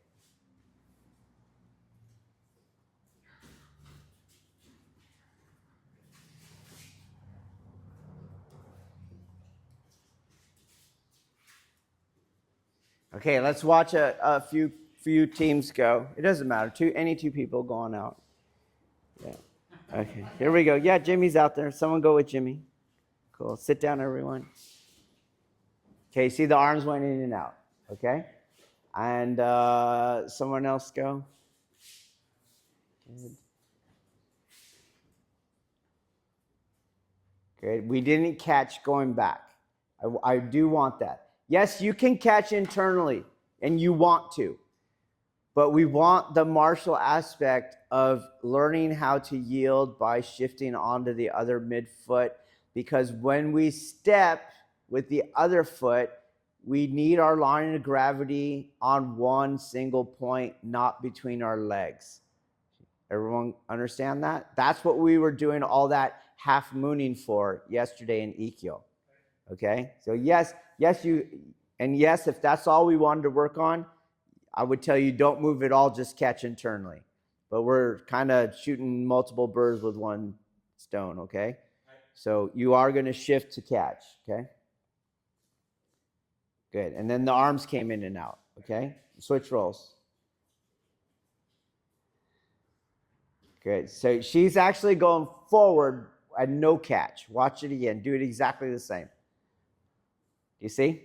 No catch, okay? So you are going to catch it first. So try it again. So he's not even what are you catching if there's no energy touching you? Okay? Now, you guys see? Okay, so now you do the psycho-emotional aspect. You reverse engineer. Why, you just saw that last example, why don't we want to catch in the body? Because I can't ground on the back foot. Do you see that? And I'm using it as a bracing angle. You get it? And we know that, and so the body adapts to that. Okay? Got it? Okay, another team, Sean, whoever.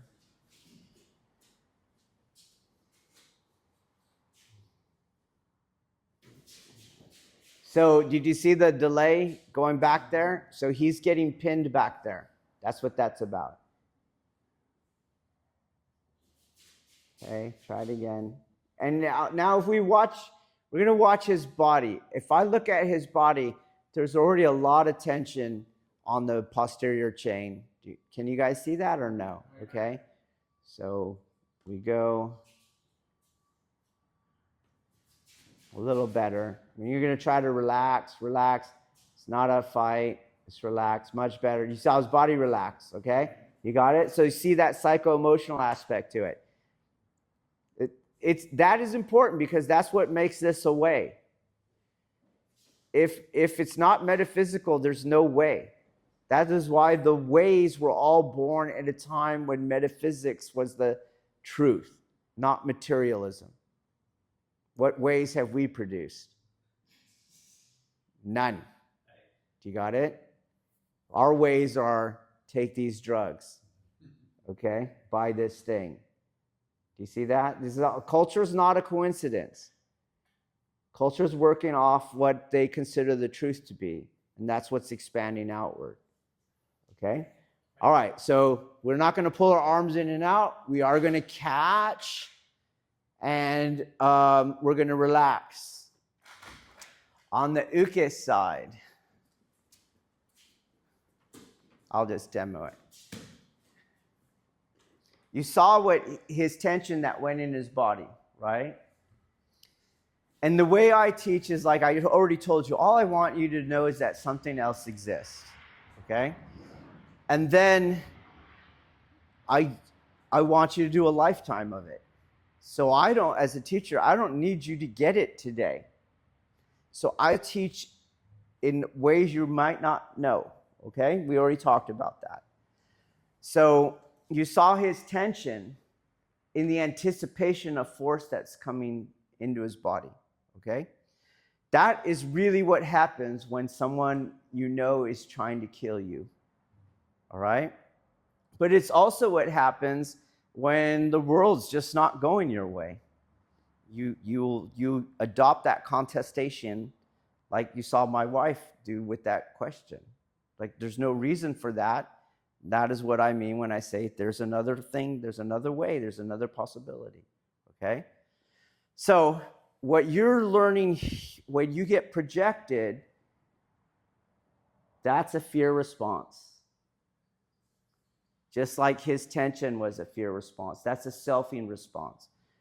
So I don't do anything but take it, and I won't regain control until I go, I still feel it. Fuck. See, I'm slowing down. Then I'll come back in for another rep. Because you're just reifying that old habit. Do you see? You're holding that tension and you're pushing back on it. Okay? I just want some we've done drills where we just doing corpse pose, right? Just release the tension. Release, right? Relax, okay? You don't have a dynamic drill of releasing, okay? Try it.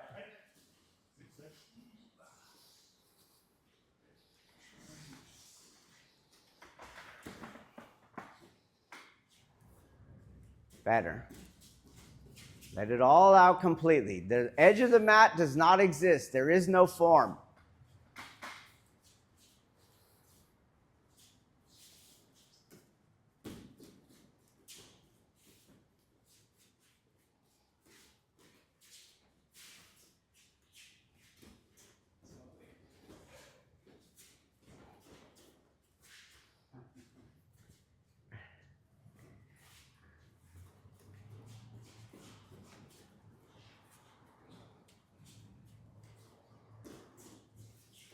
Couple more.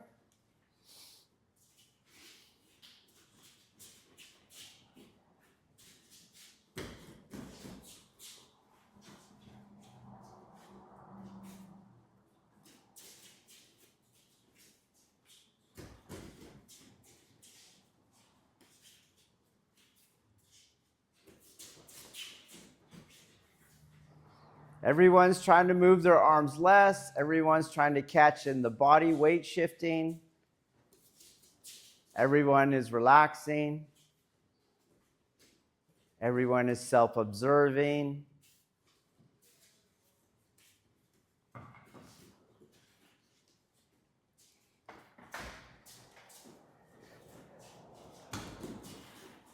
Okay, very good on that one. That was good. All right, next one. Just as my arms don't go in, my arms don't go out on this drill. Okay, just my body is catching.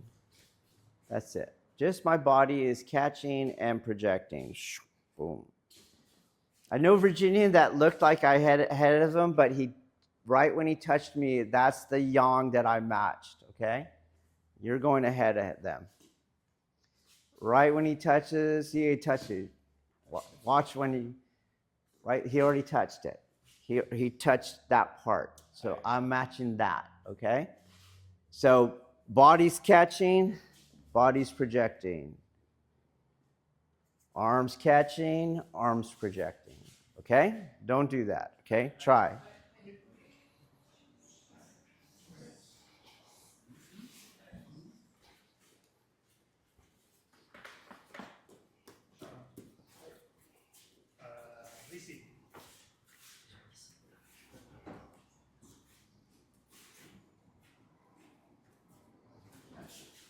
And how do we catch? Virginia, how do we catch? We're going to watch that again. You're catching. Watch this. Watch. Go to the middle, please.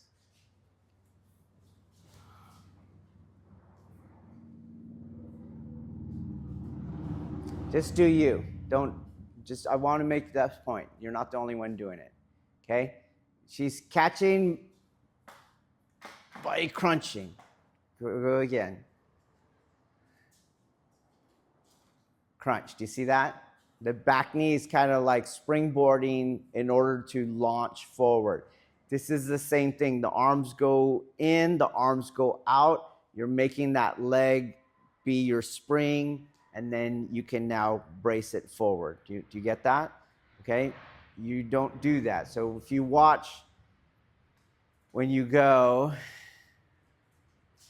and we didn't catch it all there. There it is right there, okay? So if you pay attention, her knee is not on that yang line. It's past it or inside it sometimes. And so if it's inside, you're going to lose the quad knee foot line. And if it's forward of it, then you're not midfoot vectoring, okay? So don't catch it in your... Don't catch it externally. Do you see that? You're just doing this drill. That's it. You got it? So you're not going to go, you see that difference in my body? Okay, try it.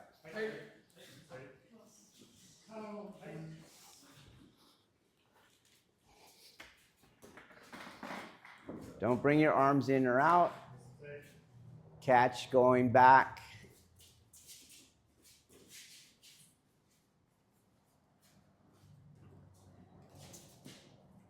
Make sure you come and you, Jimmy, push straight in, parallel to the mat.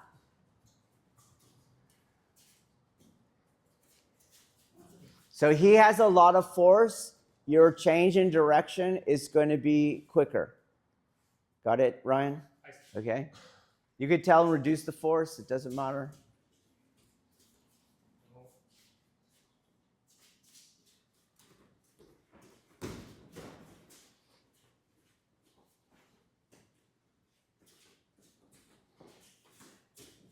No hands, no hands. Yes, it's a quicker bounce because it hit the ground faster. Good, let it out. Yeah. Good. Yes, good. No more of this. You're not doing this anymore. Okay. Good. And then feel exactly the same. Exactly the way you took it, that's the way you give it, okay?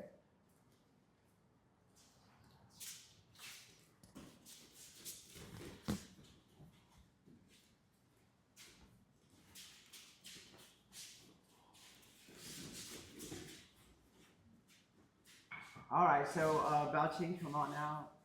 And Andrew, you be the uke, because some of you are going to go back and look. We said this in the podcast. You only need one person. You only need one person to start training. Take advantage of that. I gave that example in the podcast. Like, we just met people from all different dojo in the Kansai area. And one by one, now I got 6 people. Now I got 10 people, right? Hey, let's rent out that building and we'll do our own practice while we're doing our own, on another day of the week, because we couldn't find a dojo that day. And then when we're in the dojo, we're over here doing our own stuff, okay?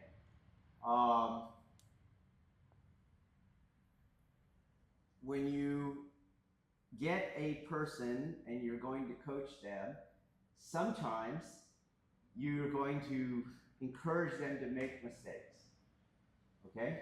So here we go.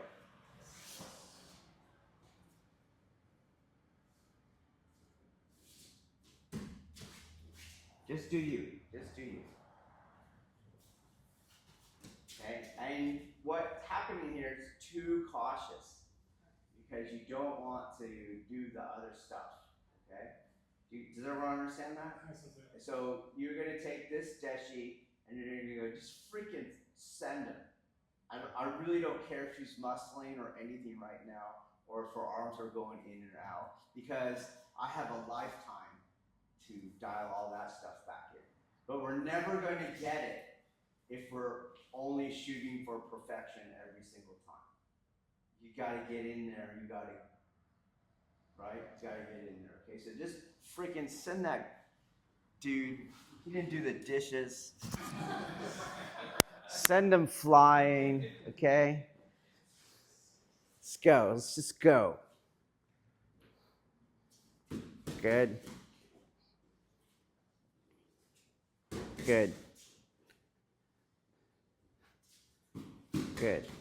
Okay, we're actually closer now because she's making corrections than if she never makes mistakes to make corrections. Your deshi are always, they're getting the teaching more if you're seeing them self-correct than if they're trying for it. Do you get what I'm saying? So what I saw is you would pop off of midfoot, but then go back on midfoot. So that is telling me she knows how to find her midfoot. Do you get it? Okay, so let's just start chucking people for you. Okay, go. Change partners.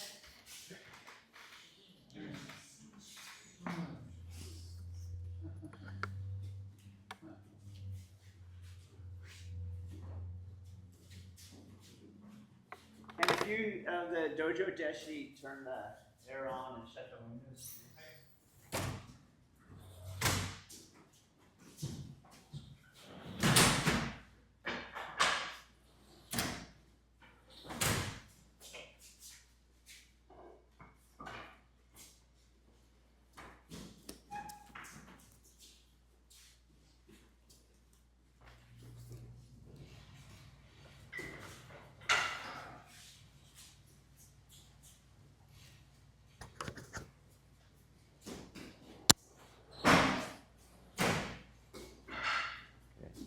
Take it on a turn, which we do in our art, right? Take it on a turn, take it on a turn, take it on a turn. Let it all go. Very nice, very nice.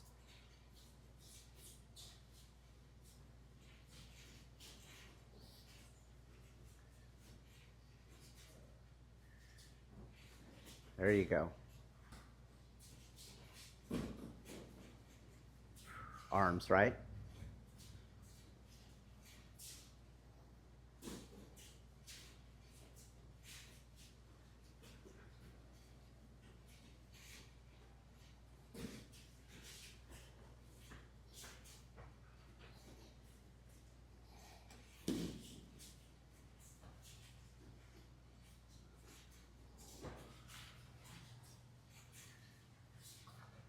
Absorbing the weight shift, not in the body.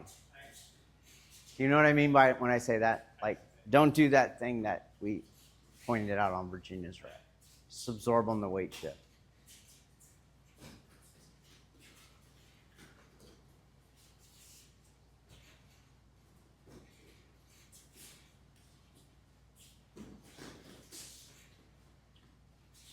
Better, yep. Don't forget, relax, releases are coming in. Don't stack yourself with residual sympathetic tension.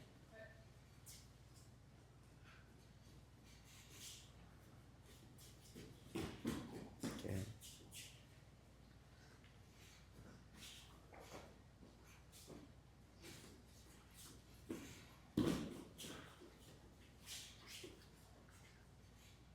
Good, Chris.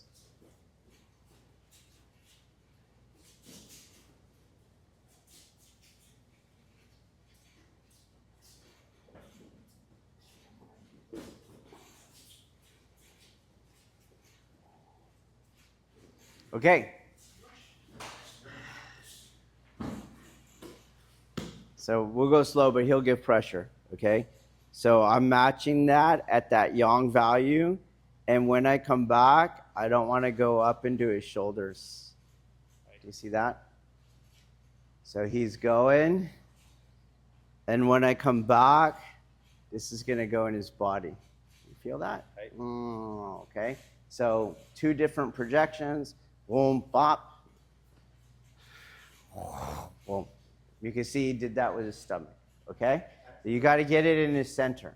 Remember, it's energy. So to touch his center, you don't have to point at his center, okay? You just hit his center. Okay, got it? Okay, go.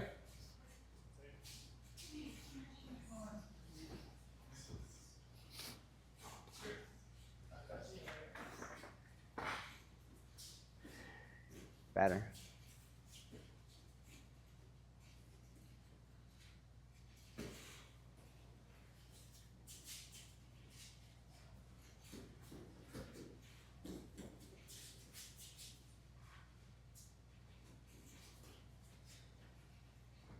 Yes. Not with the arms, with the body shifting.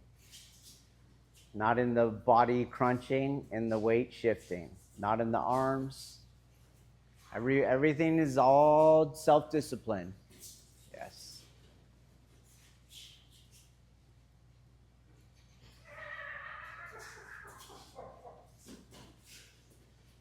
Okay, as I asked you to release when they're coming in, right, to not guard, same thing, as you feel they're going the other way, let go of them in your mind.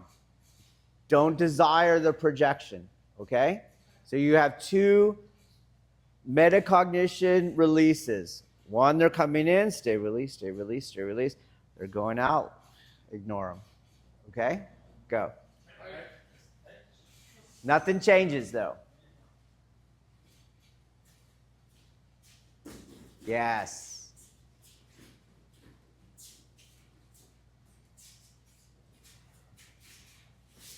Yes.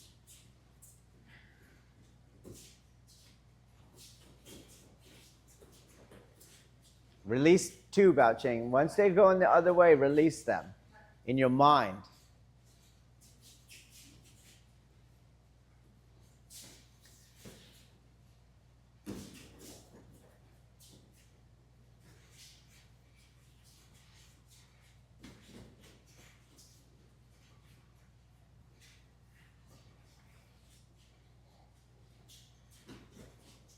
Better, yes, Lisi.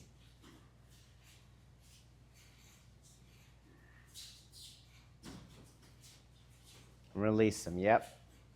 Release them. Very nice, Travis.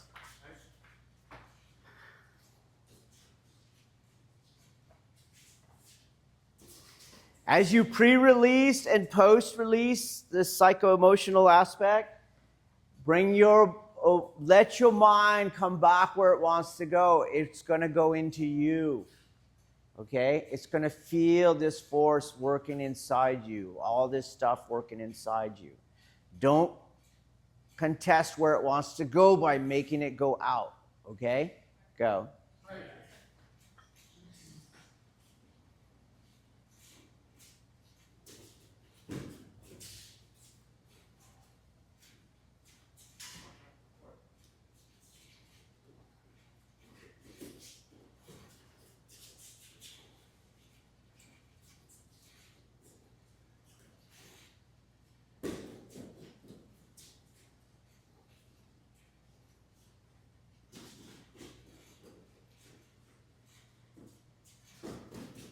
So here's what I mean on that last thing.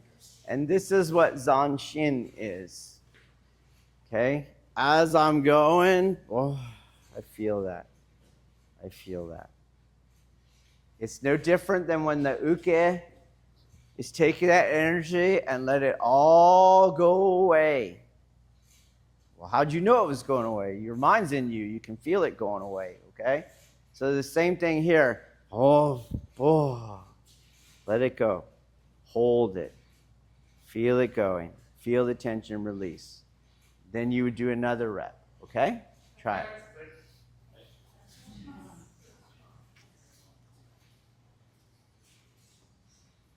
Let it go, let it go, let it go. Keep your hands where they are.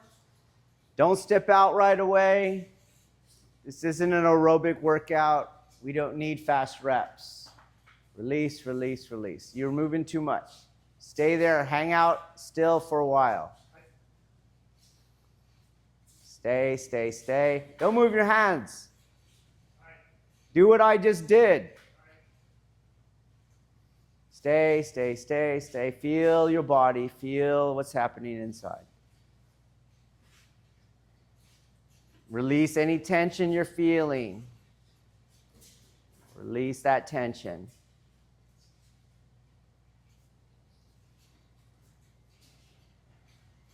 Don't catch with your arms. All right, I got to free your mind a little bit.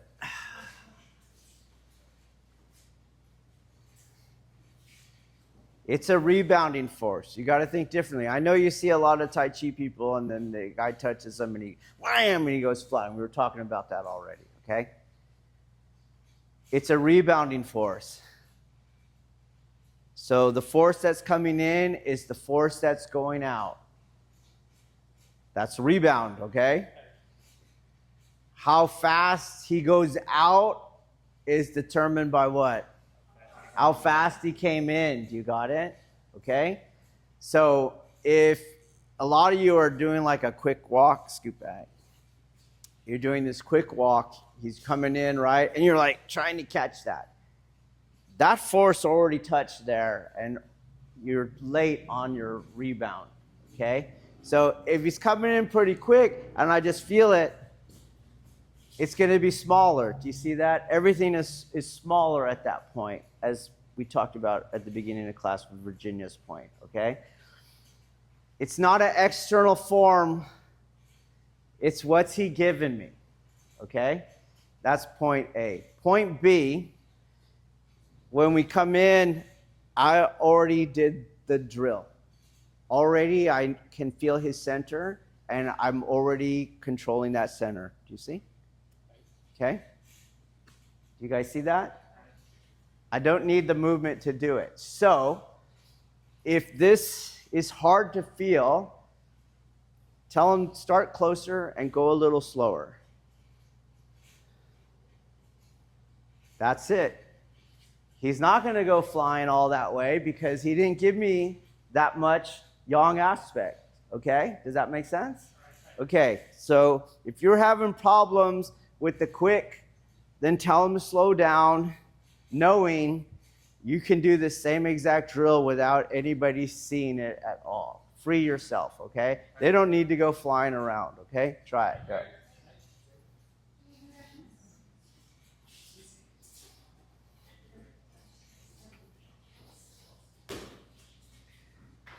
Yes. And you still work, though, on what we're doing. So no catching in the arms, catching the body, catching the weight shifting. Sorry, don't catch in your body. So have them come a little slower. Catch with the weight shifting. A little slower, a little slower, a little slower. Catch in the weight shifting. Back out.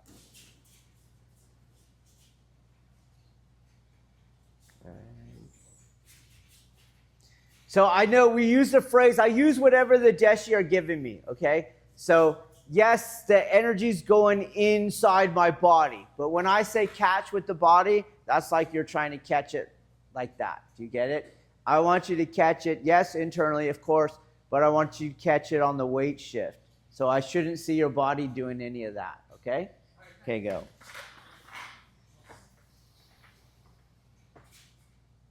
And then find a center. Get out of the shoulders. You're still in the center. You're not in the arms.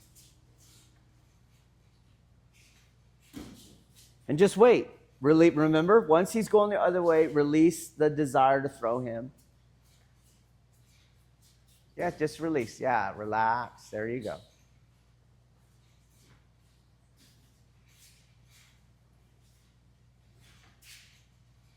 Try to keep your arms.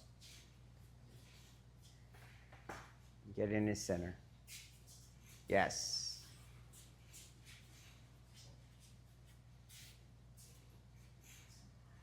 Much better, Lisi. Remember my 2 releases. Release emotionally coming in, release as they're going out, Senshin at the end. Release all residual sympathetic tension. Hang out till it's all gone. Good. Try to keep your arms where they are.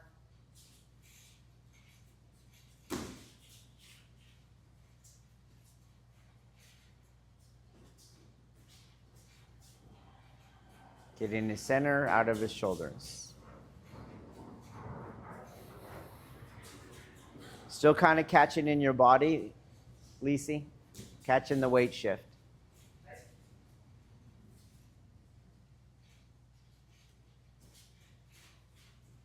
Sean, your elbows are coming out. Yeah, just wait. So right when you felt that he's not coming forward anymore, that's where you start the releasing the desire to throw him. And be patient. The force is rebounding.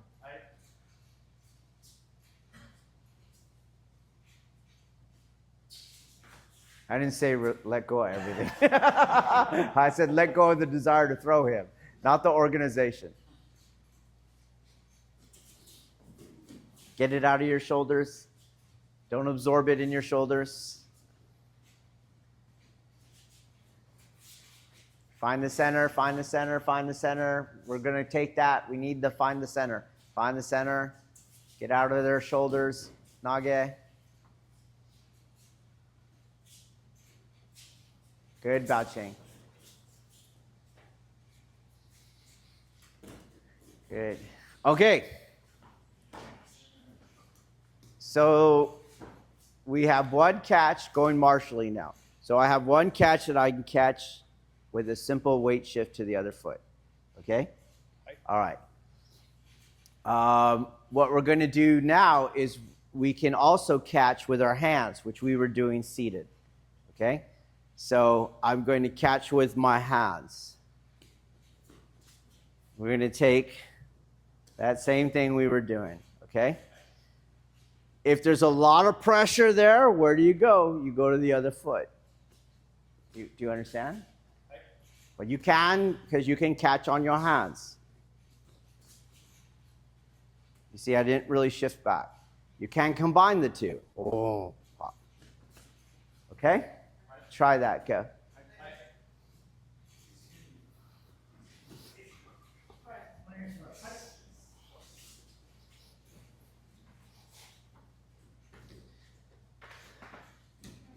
Same thing, Uke, just let it go, let it happen.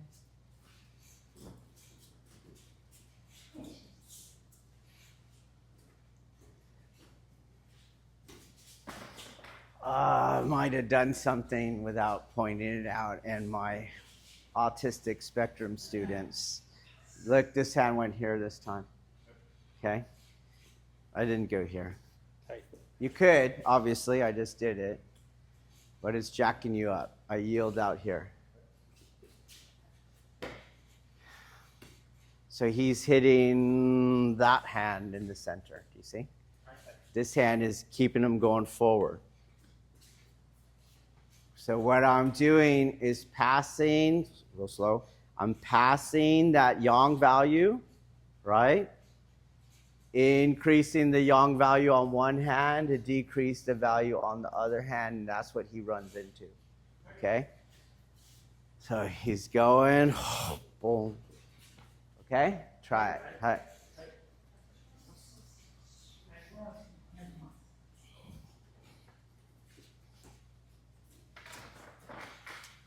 You want to shift forward, you can. We already did that. You want to shift back, you can.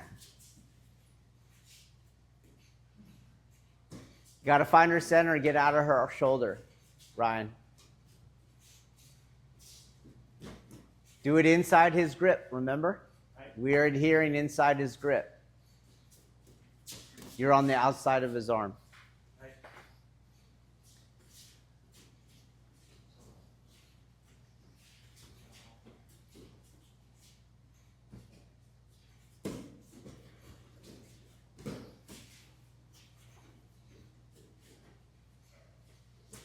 That's it.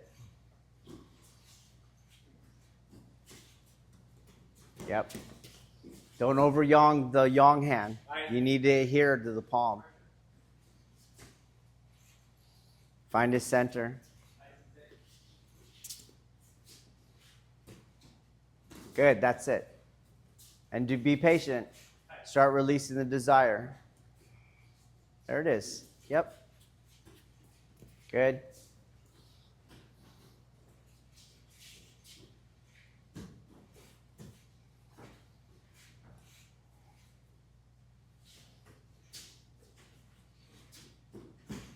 Keep your elbows in.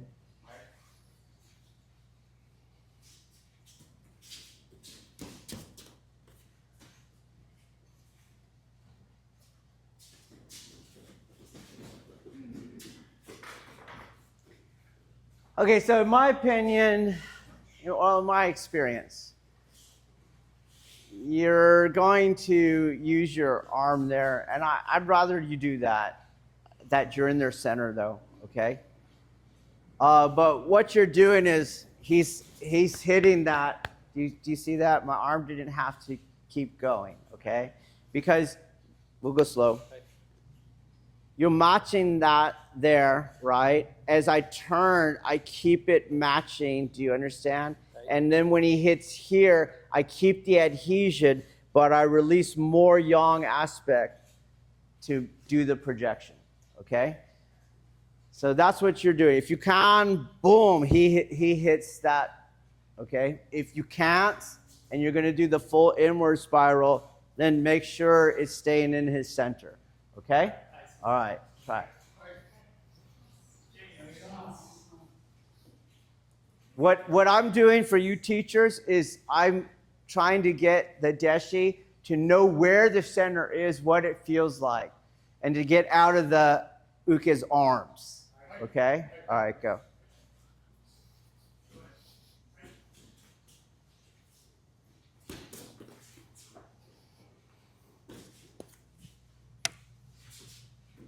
Yes.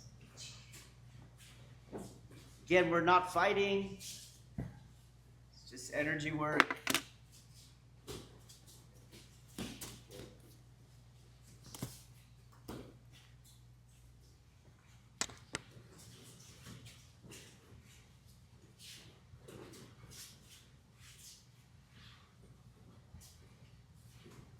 Find their center. Don't go around their center.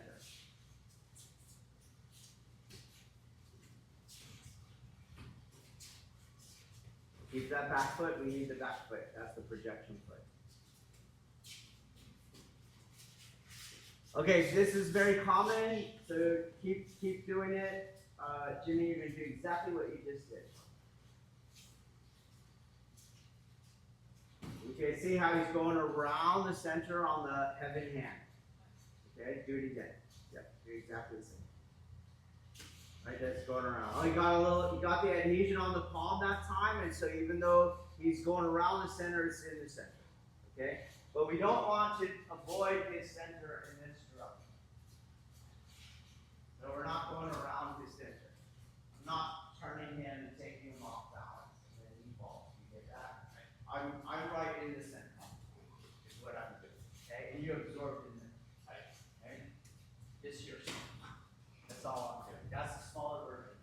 Clearly, I'm not trying to go around, turn someone's body, and then he does that kind of stuff. I'm still doing the same energetic work with the lesson that I can catch on the hands. Okay? I can combine a catch on the hands with the weight shifting.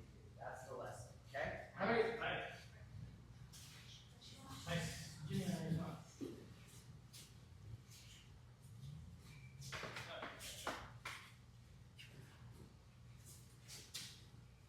So did you feel your palm slip?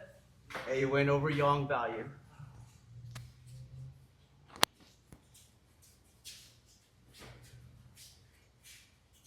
Find the center. You're going around it. Yes.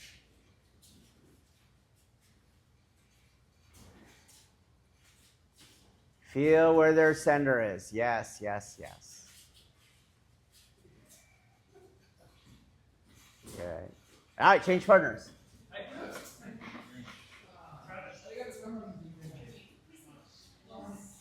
So the takeaway here is, again, there's no magic, okay? You can't have an art. I bought the art. I'm a good materialist consumer.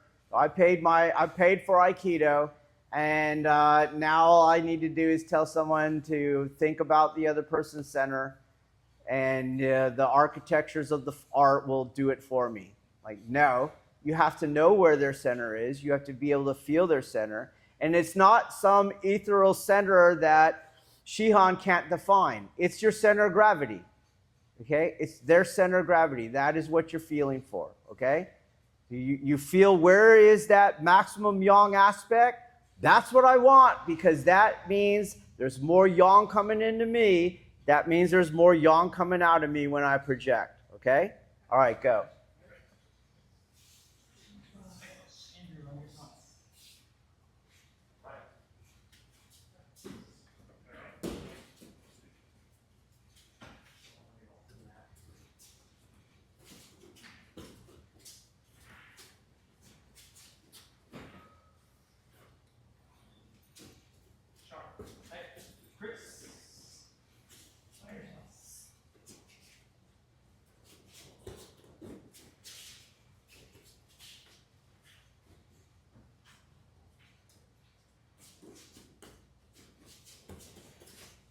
Good patience, good release at the end.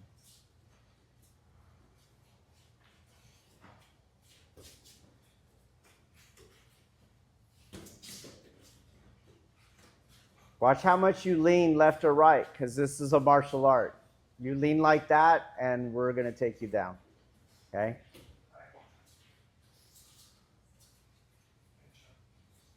Keep your elbows inside your outer rim.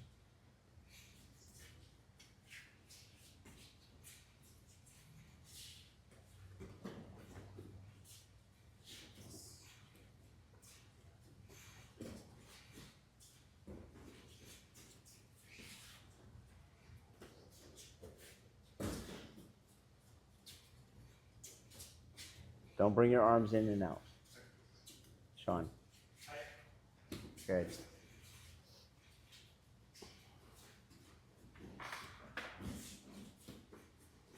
Switch roles if you haven't. Watch the leaning. Keep your midfoot weighting. Find her center, not her shoulders. Don't go around it. Keep that palm adhesion. You're leaning to the right. Yeah. We'll release the desire. Release on the way in.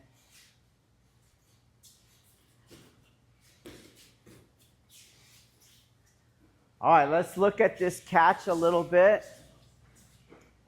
So this hand, look. Boom, in. Boom, out. That's the catch. It's not going to be here. You can see I'm contesting.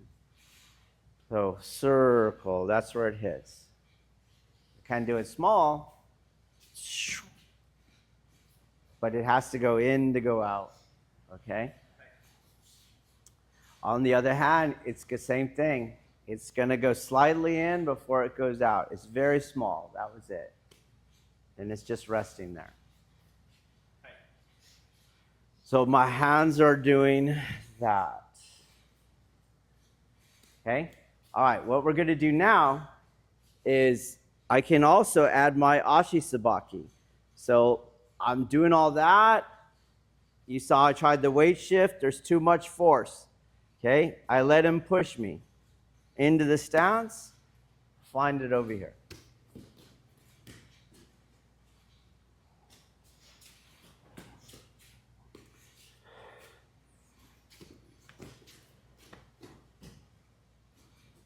I got to trade hands like we were doing on the other day, okay? So out here it's going to go to 10, but this one I change hands again. Boom, hop, boom.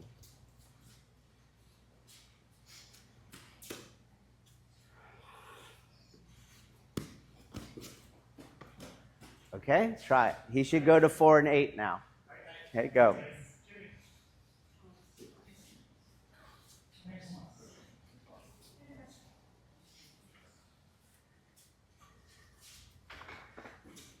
Four and 8. So you can't stop them. You got to match.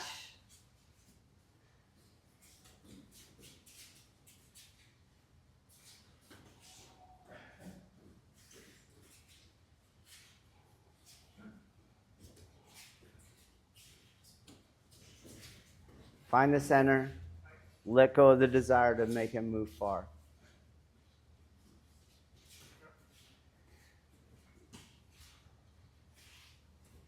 Don't twist your hips. Don't twist your waist.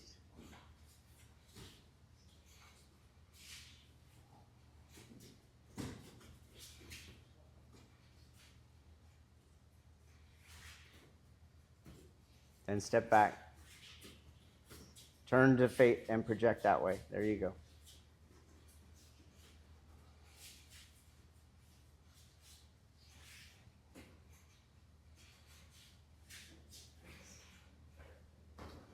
Good. Find his center.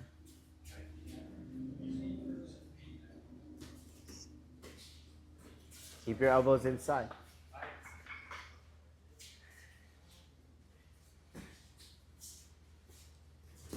Okay, so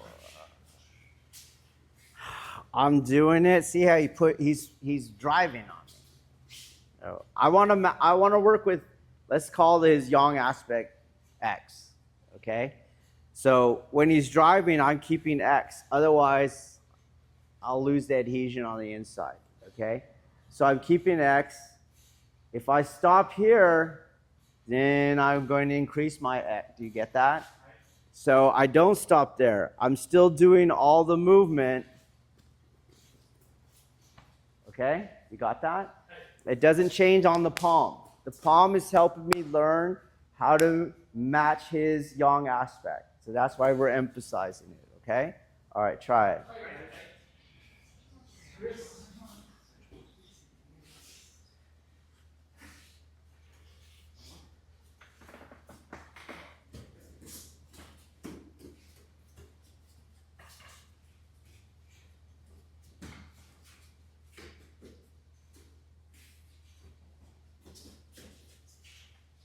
And step back. See how it's increasing. Other foot steps back.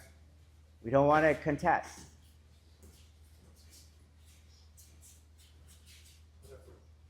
That was your front foot steps back. Yes, yeah.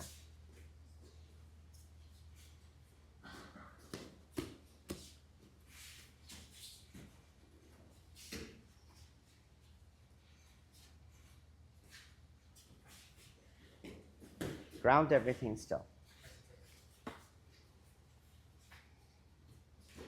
You stopped her. Don't stop her. Don't be ahead of her.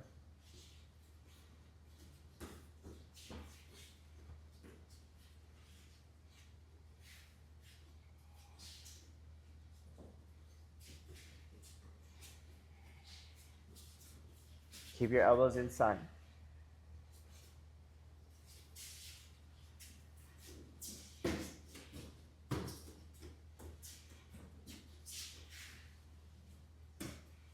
Find his center. Don't get out of his shoulders. That foot was late.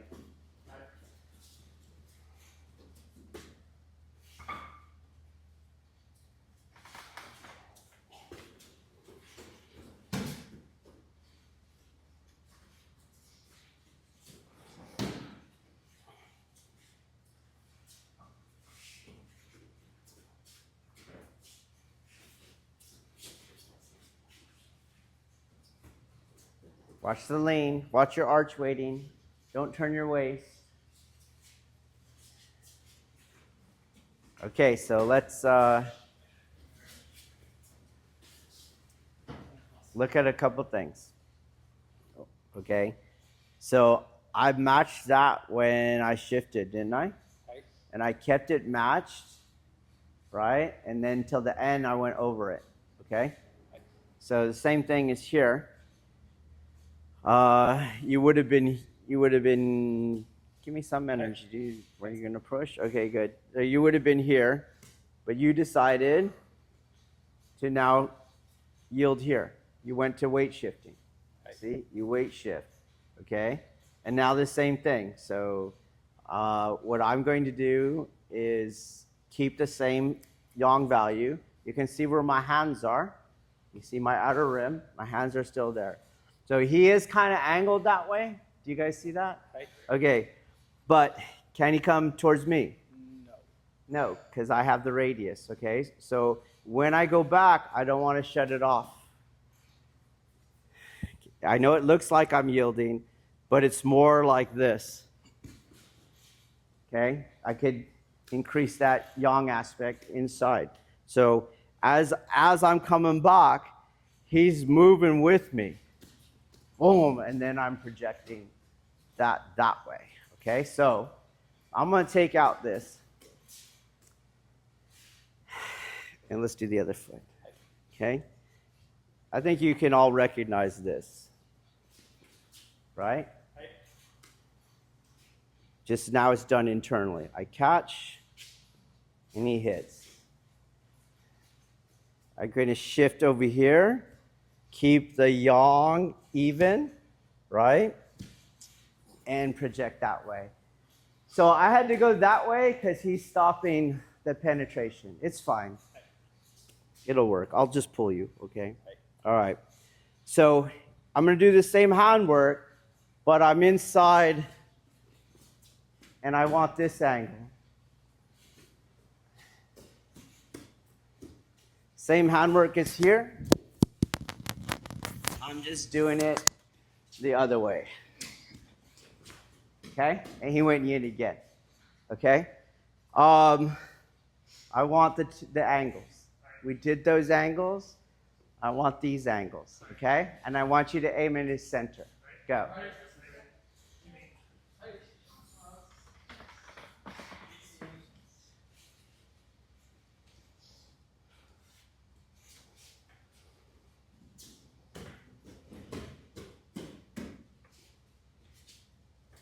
Yep. And when you move, I want you to keep the adhesion in the palm.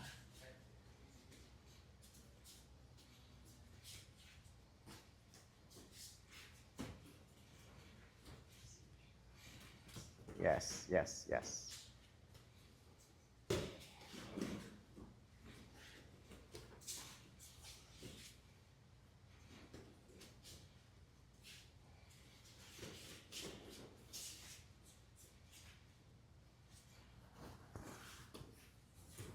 Don't turn your waist.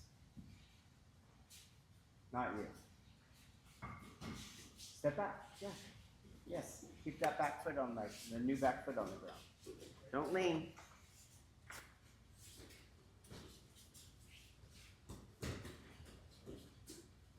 Step.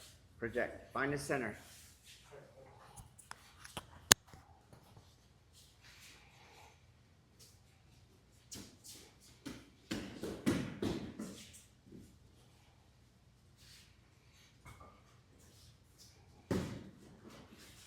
It's kind of passing you, Andrew. Yes, that's better. Yes, yes, yes, yes.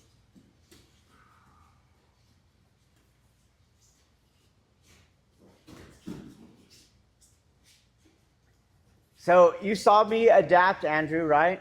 I want to go here, especially as the teacher. I want to be able to demo it, but my uke is doing something else.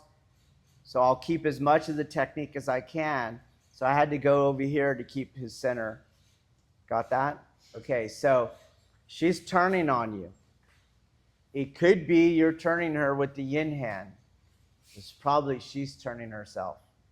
So you can't wait for her to do a yin yield around your projection point. Do you get that? Yes. You have to feel, you should have felt it's going off. Okay? Instead of taking advantage of it going off. Okay? Go. You don't have to do anything, Bao Ching. You don't have to turn yourself. Good, good. Yes. Don't lean. Don't lean. Good, good. Better. That's it. Okay, let's change partners. Sean, you stay with Lacey. That's a good, productive pairing.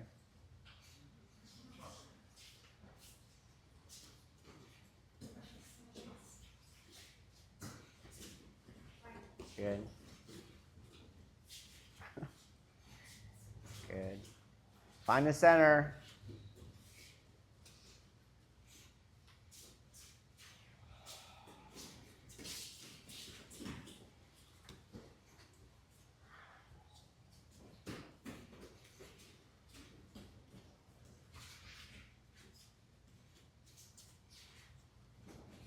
Come all the way over the top of the yin on the yin hand. Over the top, no energy on the yin hand. You're flexing it because the yang hand is flexing it. Do you see? You're flexing the yin hand. Just lay it. And then watch that turn. That was a gluttonous projection.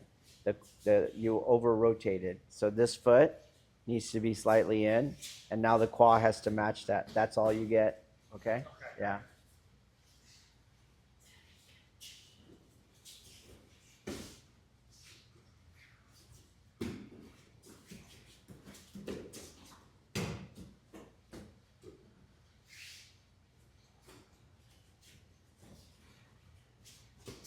Good, yes, yeah. See, there's your power. Okay. All right, so since it's here, we'll talk about that.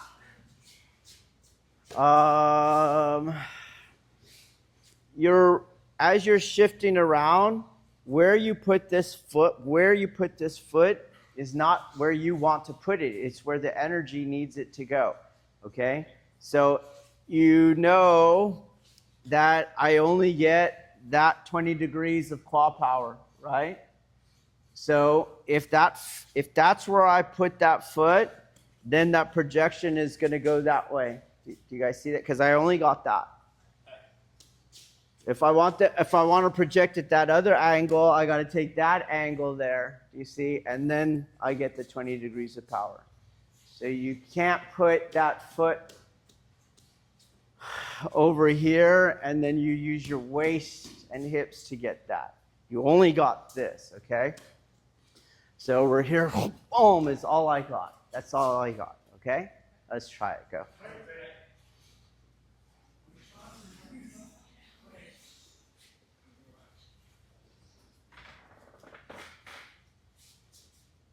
You're over-rotating.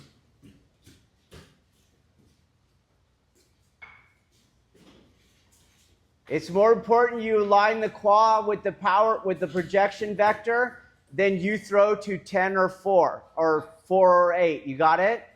Next rep, you'll try to put that foot in a different place, okay? Good. I want you to settle there. Keep going, Bao Ching. Every progression is in effect. So you're releasing as they're coming in, you're releasing as they're going out, and you're doing Zanshin, releasing all sympathetic flexion. Okay? Go. Stop taking over my class. Why'd you set up so fast? Is this the Christian center? No, it's not. Okay?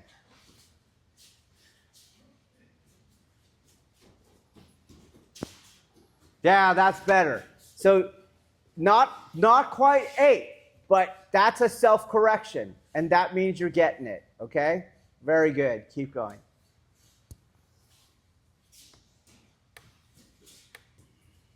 You're over-rotating. It's going to heel weight you. Watch your toe angle. Watch your toe angle.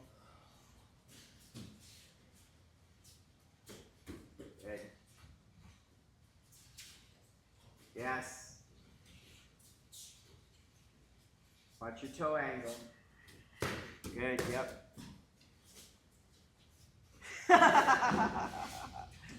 You can fight it before you go off, okay, right? For safety's sake, yeah, stop yourself, okay?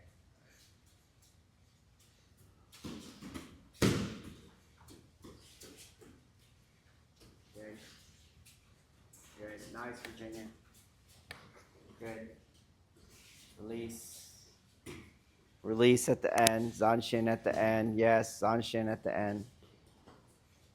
You missed her. You missed her mass. She determines, right? Good, good. Good self-correction. Release. Stronger desire to throw, to release that desire. Keep going. You got corrected. Good. Yep. So now you're getting the same turn with smaller movement. Now we're getting martial. If I need a lot of space, then I need a lot of time, and I don't have a lot of time. Okay? Keep it up. Good ukemi, Chris. Very good. Yeah, very good.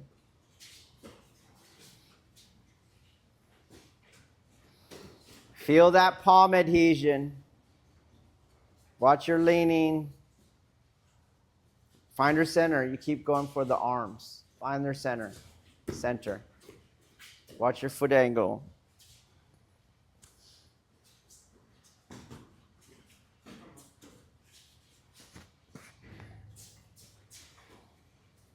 Good. All right. We're going to go a little long and start a little later.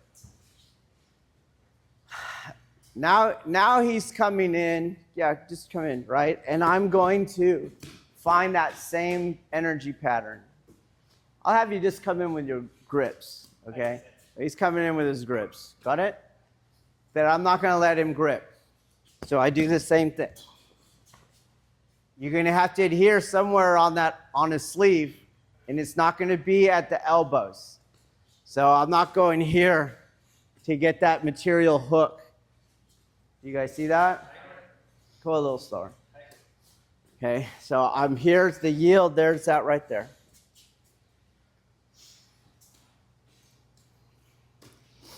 You can see I yielded. We already did that, right? I'm starting the fight to spiral rotate. There's that space that I want.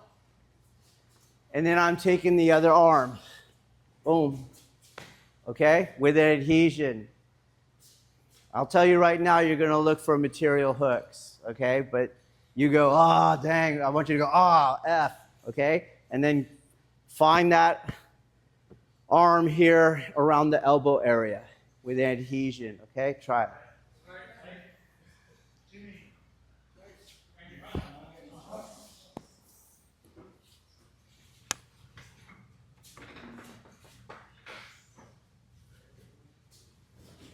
Yes.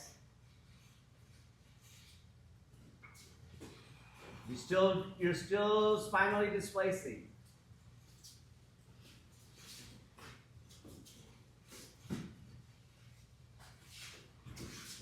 If they get a grip, what do? Adhere to the palm, okay?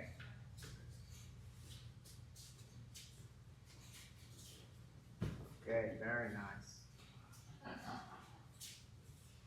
Turn the quad, Lisi. Everything's the same. Don't over-rotate it. 20 degrees only.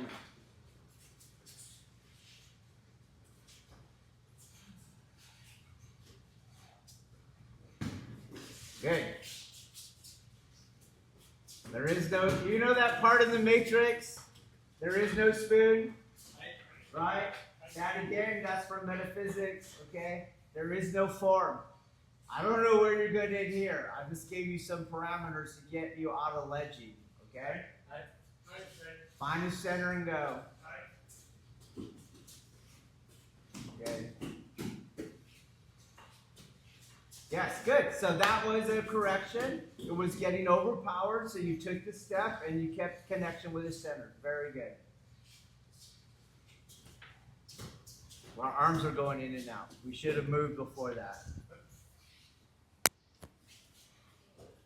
Good. Oh, he's getting it. You don't have a center as you're moving. Yes.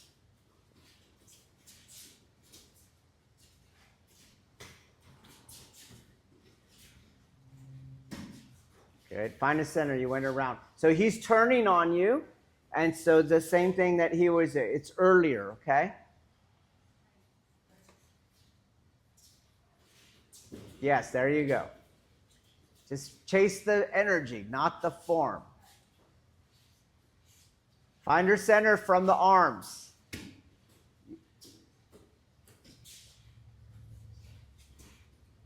Good.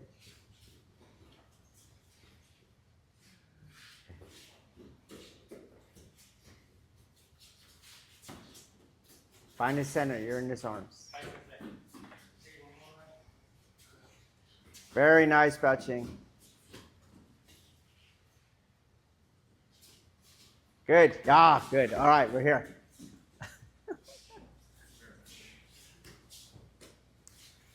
So what I'm trying to do martially is, of course, spiral rotate this fight. Once I spiral rotate the fight, automatically, because he's aggressive, right? He's going to have to turn to fight me. And in that turn, I got centrifugal energy now. So first I had his forward inertia. That's what I'm using. We were showing how we use that. I don't remember what technique, but we were using that. Oh, yeah, Ikkyo. We were using that to do the fulcrum versus his wrist and elbow, okay?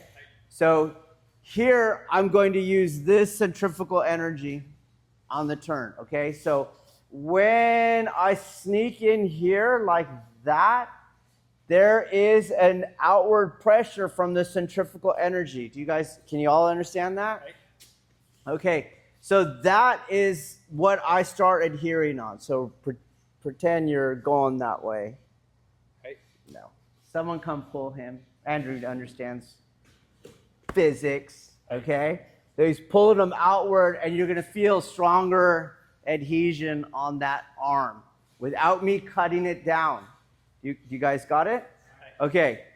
So that's what I'm doing here. I'm trying to get on the outside of one arm and on the outside of the arm, especially on the side that I deviated on. I don't want to be on the inside of the arm where I deviated. I'm still on the center line. I'm over here. Do you see that? Okay? And that's what I'm using. With that Aiki coming in, that's going to feed my yang aspect over here, okay? So he's coming in. Just stop being so cautious. Just come in and grab, right? Boom. Okay? He's doing the same, pretty much the same pace, but I now fed this hand with this adhesion on the outside. You got that? Okay. So pay attention. As you're coming around, it's like not doing something. And it's not that I'm trying to cut down on it because I don't want to stop him. I want to keep him going out. So there'll be adhesion out there. As you go for that, sometimes, you see, there's a lot of energy on that. Okay, don't force the technique. Let it go by and just take that projection. It'll come out of play. It's out of play because he took it out of play. Fine, take that projection. Sometimes, as he's coming in, he might get this. You're too choreographed for me. Chris. Okay, sometimes they might miss all grabs, and he's got like that shoulder there. You see that? And I don't want to stop that. I'll let him touch the shoulder, and the shoulder will do the same projection. Okay? Because now I'm going to open it up. Shoulder, elbow, or wrist. Okay? Got that? Okay, go.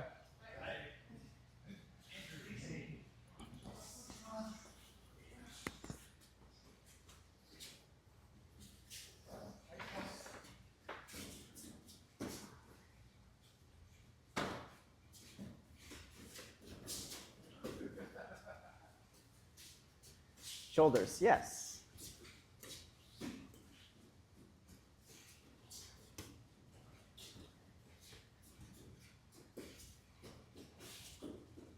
Find the center. Get out of his arms. Shoulder. That would be shoulders. There is no spoon. Don't over-rotate. Yes.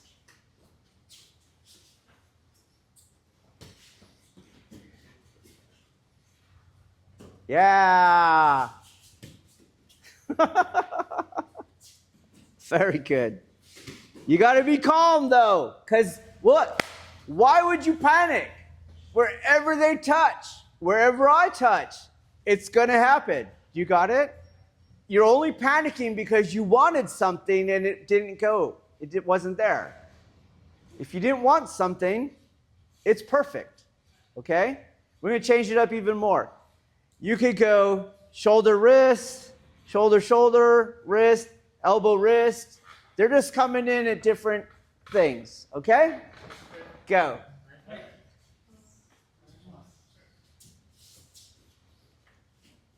Yield and find the adhesion. Yield. There you go.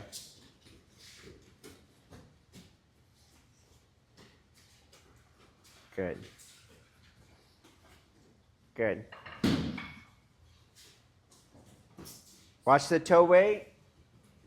The heel weight, I'm sorry. Don't point your toes out.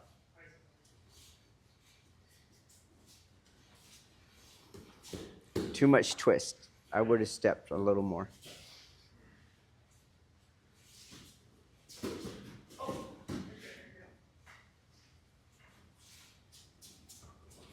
Find his center. Yep, there it is. Yeah. Oh, I was going to see if you were going to let go of that contact point or not. Okay, that was very good. Wherever you touch, you can adhere. Wherever you can adhere, you can project. Okay? Good, very nice.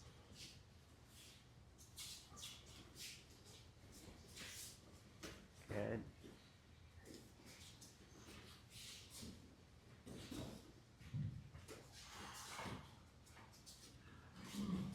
Oh, they were bracing there.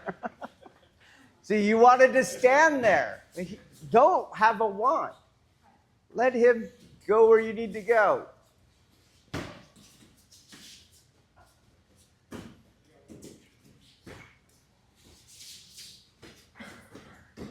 Good.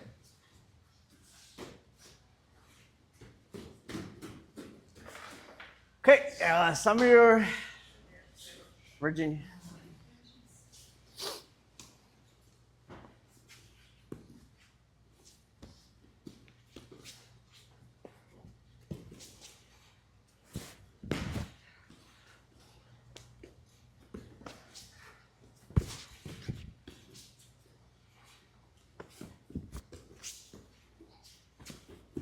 Well, that was too far. Did you see?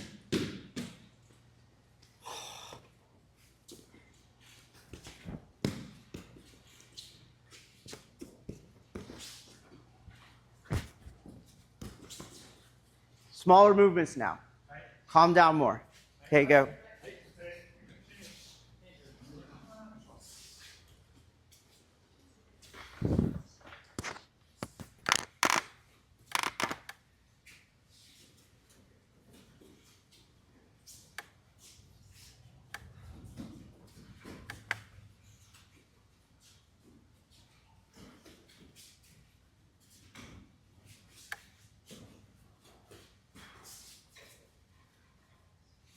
Move.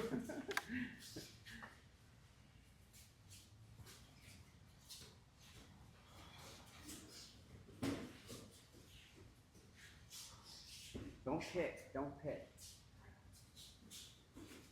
Yes. Yeah. Change partners.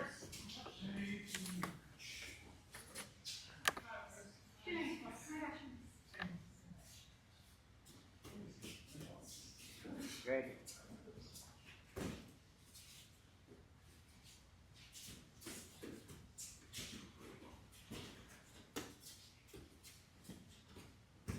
Good. Keep finding the center. Don't get in those arms.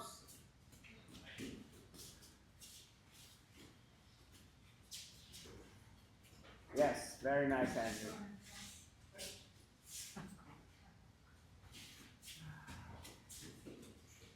Watch that heel weighting.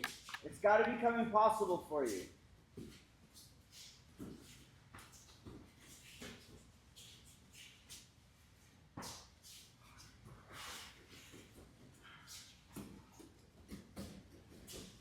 Well, don't pick. Feel. What do we feel? I'm not doing the feel. You're right. You're feeling, where's your center of gravity? And can you ground it? You're feeling for specific mechanics, okay? Okay, go.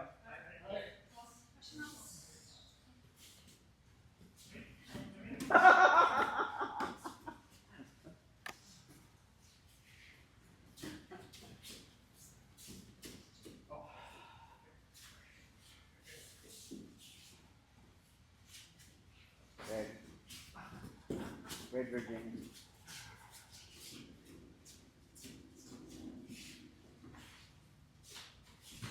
If you're getting it, start getting your mind back. Let your mind go where it wants to go. It wants to go in your body.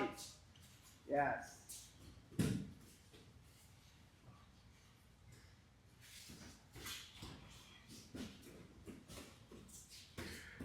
Red Virginia.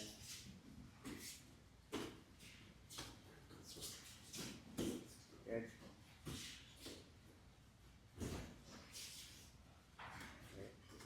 Good.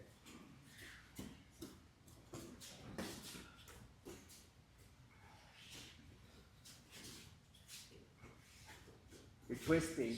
You're doing the waist turn. That's why we don't waist turn. We only get 20 degrees of rotation, then I got to step. Okay? It's, again, you can go, it's so normalized now, all this turning, right?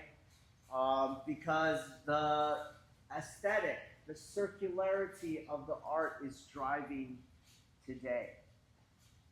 But that needs to be no. And so you now know, you can watch it and you automatically can go, they don't know the energetics. They don't know it. You go to turn the page, click the next video. You know what I mean? We got to make it impossible. They're heel weighting because their toes are out. No, I already know they don't know it. Okay? They look weak and frail. Look how tired you guys are. You see? You're using your whole body. You're doing 4 to 6 hours a day, 365 days a week. Do you think you're going to be weak and frail after 10 years of that? No. Okay? So you can go, how many years that person got? 40 years. They look like a stick. Snap. No, they're not doing it. Okay? It's that telltale. Okay? So keep yourself with just what we're doing. The variation that the uke is doing is matched by all your movements. I'm not picking anything. So as you see, as she went here, right? Do I look like I can stay midfoot weighted here? No. Okay, so she's kept coming in, and that's where I take that step, and there's the projection because I felt it go off enough for what I wanted to do. Okay, same thing. There's a yin, and there's the projection there. Okay, I don't have to find something. She's moving my body. And I let my body move according to these elements. I could at the start do something cute, okay? But once we make contact, a lot of you are like holding on to what's like you should have let go already, okay? So that elbow's out, do you see? So it's got to come back in, and I'll take the other one. Shit happens like that. Whoa, got off the midfoot. That's where you step somewhere else to take advantage that you have all these ways of addressing all that she can do. Okay? All right, try it.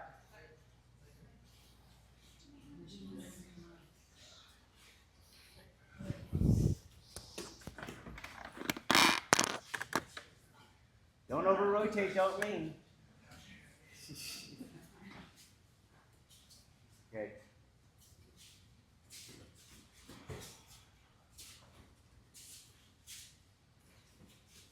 Always find the center. That is what you have to do. That's one of those things you have to do.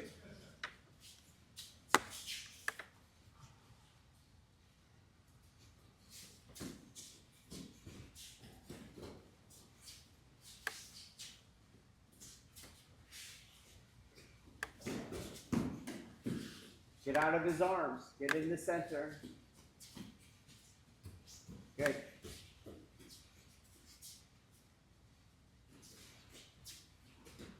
Brown.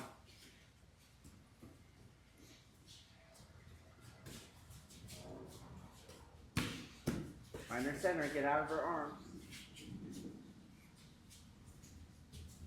Better. Yeah, better. Find her center. You're in her arms. You're trying to lift her arms to lift her center. Be in her center.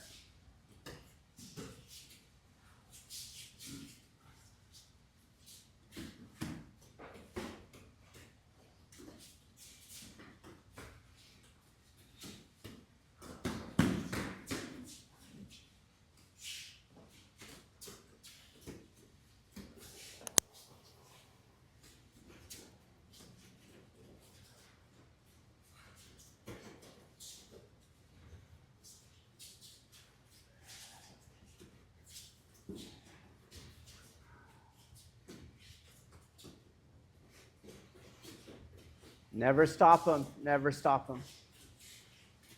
Never stop, Uke. Keep them moving. Watch the lean.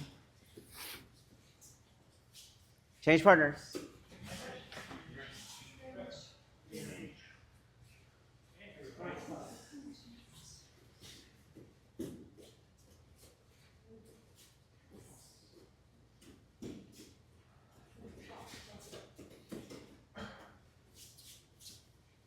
Good.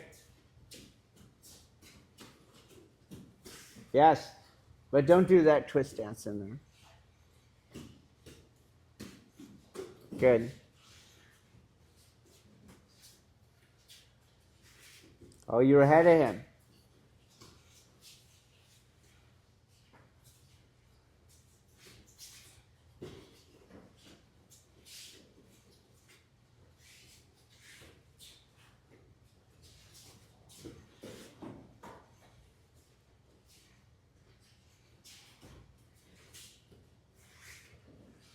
Switch roles, Virginia.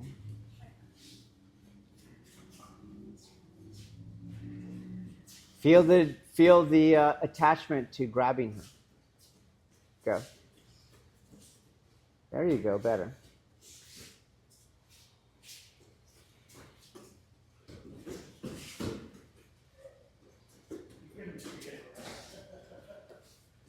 Yeah, use your elbow. So she's getting past your hand thing.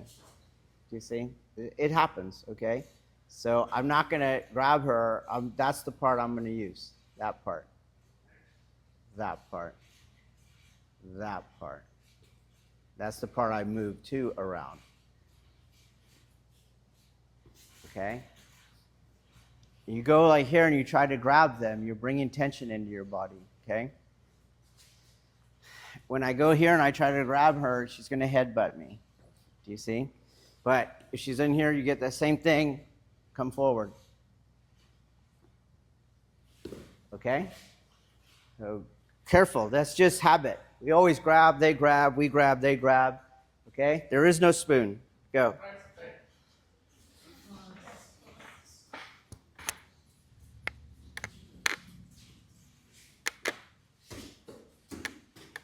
You keep putting your hands back on her. Yeah. She has your elbows, project with your elbows. You would use, she has my elbows, let's see, she has my elbows, right? I want my hands able to defend and knee kicks and all that kind of stuff. You get it? So I don't want to put it here. Okay? So I'm just using that part. That part. Okay? From there. You know, if you lose the wrist, lose the wrist. Who cares? Go to the next control point. Yeah. Good. Good. Shoulders. Get that quad in the right vector.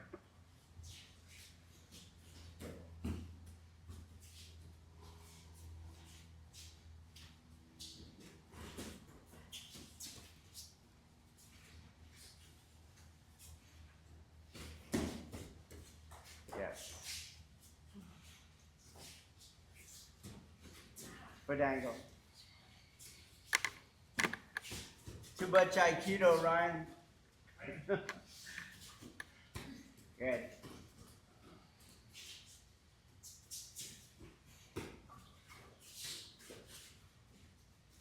Okay. Not many forward rolls, right? Because we didn't make you do a forward roll. Because we didn't lower the top just to land. And we didn't lift the other side. Okay? So I'm going to do the same thing. But this time I spill out. You see I spill out there. You get his head. When you spill out, you're not cutting down. You're going to stop him. You're using his grip. You're using his arm. You're using that centrifugal energy. If you pay attention, I'm never on top of his hand. I'm going around his hand. You watch here. I go around his head. And I use the inside of his grip to lower him. This is different.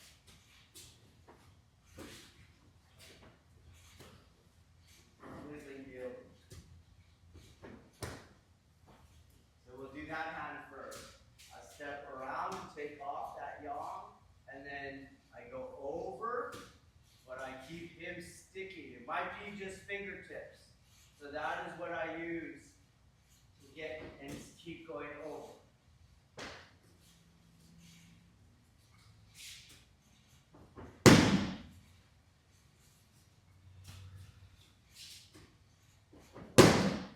Okay, try just that.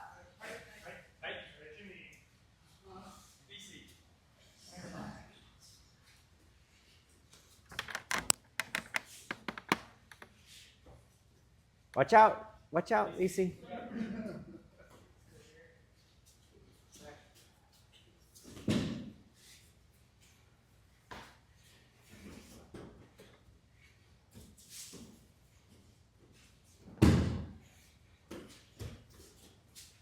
Don't let go. Just experience that. Don't twist out of it. Do what Sean did. Or it's going to be a big stepping stone to the next move. Don't let go.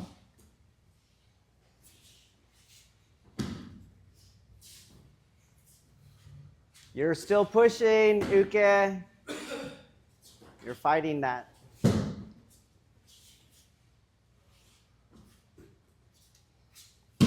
Nope, other way. Step with your left foot forward. Yep. It doesn't matter, shuffle or not. Step forward. We'll do it again. Okay, no worries. Don't pull him.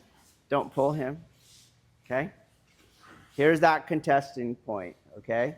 What I'm going to do is stop contesting. So I step with this foot around that. Then I'm just going over the top. Notice how he goes down.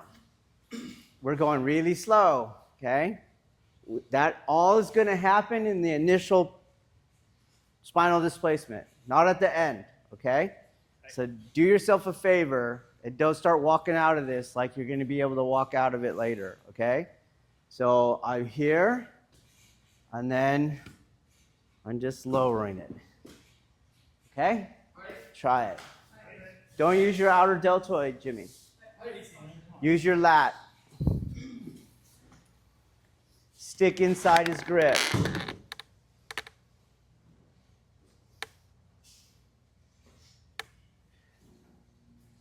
Don't do forward rolls or you're going to get in that habit that's a forward roll. Don't cut back. Keep cutting down and out. Like a sword swing goes out to go down, you go out to go down, not in to go down.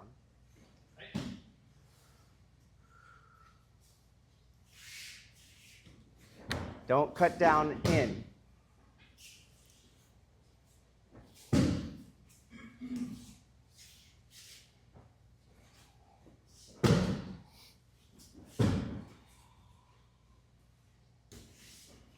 Better, yep.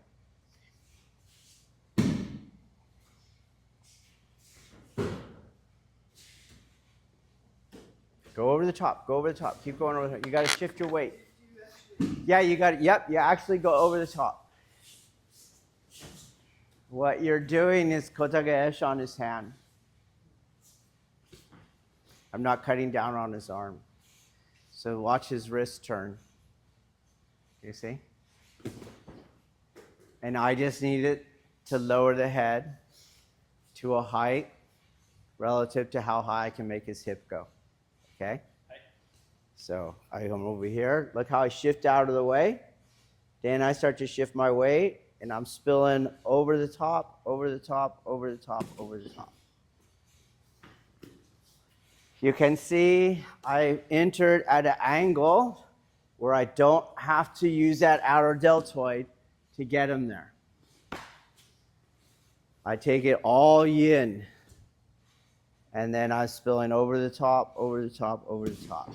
Doesn't come back in. Okay? All right, try it. Go.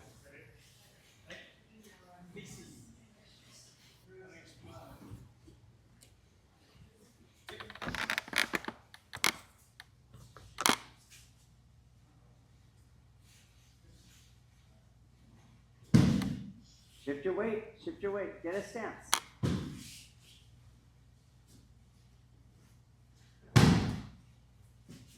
Good. Shift out. You want to cut back. So we're going to throw in Kokyu Nage. Everyone got that? We're not doing a pin. On a pin, I want energy to go in or out. In, so it's under me. On a throw, do I want energy? Yeah, I want it out. I want it to go away from me. Okay? I don't want to cut him. I want to hit him with a planet. Okay? Some throws you can turn into pins at the end. That's not what we're trying to do here. I'm trying to hit him with a planet. I want to launch him as far and as high as possible. Okay? So I don't want to cut him back in. Everything's going out exactly like you guys were doing. Okay? All right, go.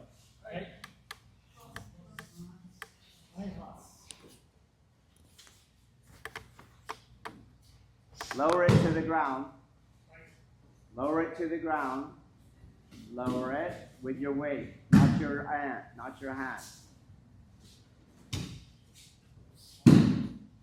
Don't pull it, Jimmy. Don't use that outer deltoid.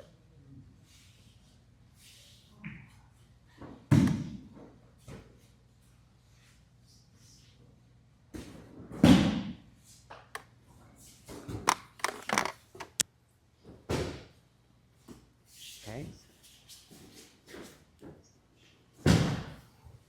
Feel the contention? So I move, flex, and I'm off of it.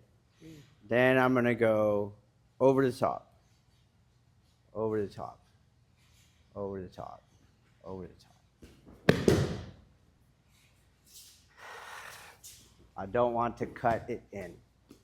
I want you going that way, so I don't want anything going this way. Do you see how your body came back in? Okay. If I bring you this way and then bring that way, you're going to pass back through their base of support. I want to keep extending it out of their base of support. Okay? Try it.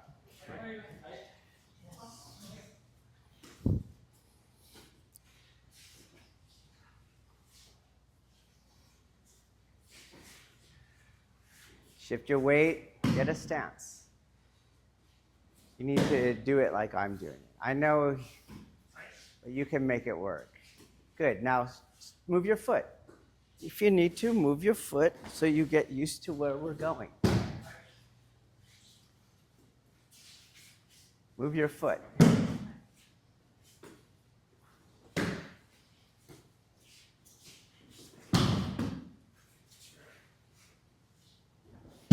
Other side.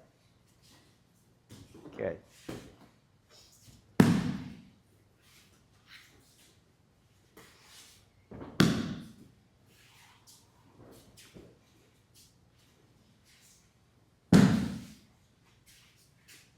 Let him pass you. Don't fight it. You guys were letting energy pass you throughout that whole last drill. Okay? And you were moving accordingly. But now you're in, I know what this is. Okay? No, you don't. Okay? This is it.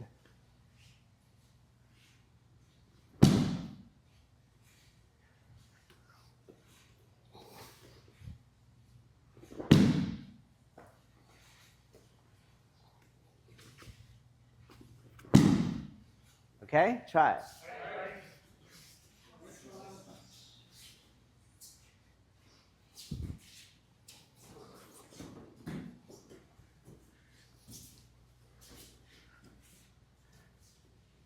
Yes. Shift your weight over that leg. Shift, yeah. Bring that knee to the yang line.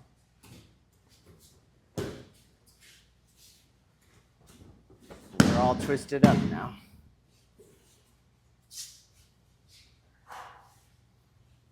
Not down, out.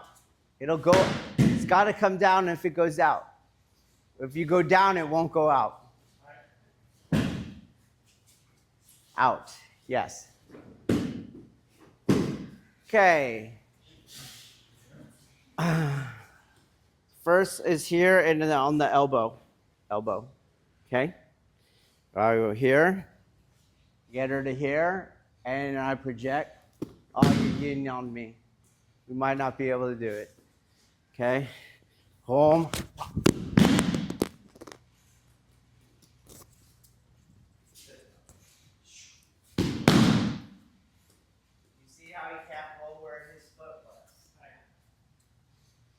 His hand's doing that, and I find the projection point that you guys were finding there. Got it? Does that make sense? It could be a grab, of course, but you have to project on that arm, okay? Doesn't matter. Here, boom. Okay? Let's see what happens. Shits and giggles. Yep. Let's split the dojo in half.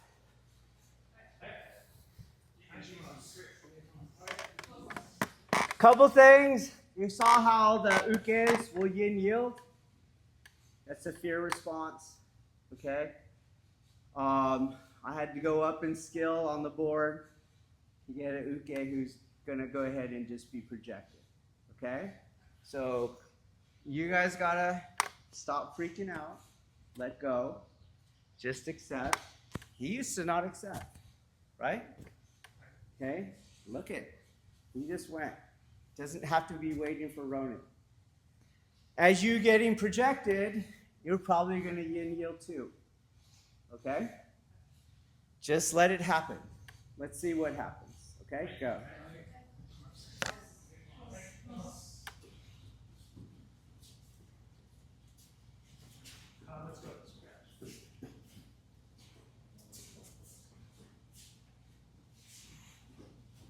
Mr. Center. You got to find his center on the other arm. You're not cutting low enough. Cut lower, better. Yeah. You can run off our mat. It's better to run off our mat than crash into people. You're missing the center. There you go. Good. Very good, Chris.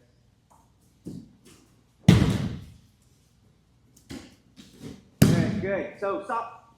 On Jimmy, your projection hand followed your yielding adhesion hand. But on the next rep, remember, they go in different directions. Okay, the last rep after Jimmy was perfect. Okay, go. If you just feel the center, it will always do it. Good, yes, yep. You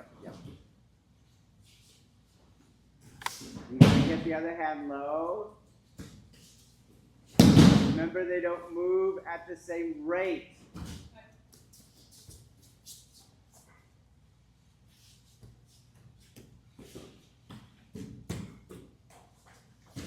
The head's not low enough because in the early progressions, you were being told constantly lower that hand. Okay? Yeah, so what we're used to is just I tilt someone, I accelerate them a little, and they're going to roll themselves. Okay? That's why you don't lower the hand. That's why you're not cutting through the center. Do you get it? Well, we have to get this going. So we're going to do a little more, but I'm going to point this out. You're going to do it. Okay? I'm not going to go fast. So I'm moving here. And here is this inner center. See? You got it? It doesn't follow the other arm. I'm not making a circle.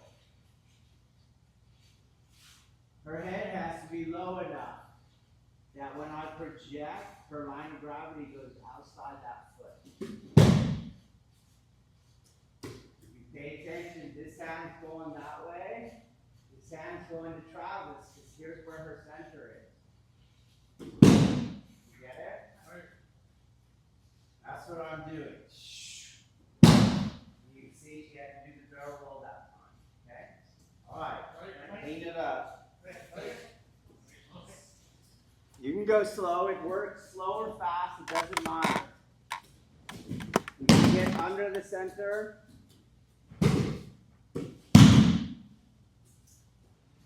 And Nage, start close to the wall. Facing the wall. Speak up, Bao-Ching. Go right. Then they have room to fall. You're over her center on the arm. That's better. Yes. So keep reminding him. He's losing his mind. Okay? Pull him closer. You didn't cut down low enough, so we can't get topsy-turvy. Cut down low. Cut down low. Low.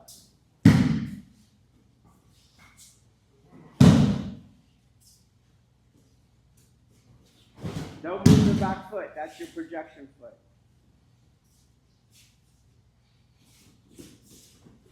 Cutting in, cut out, and the arm will drop. You don't drop the arm.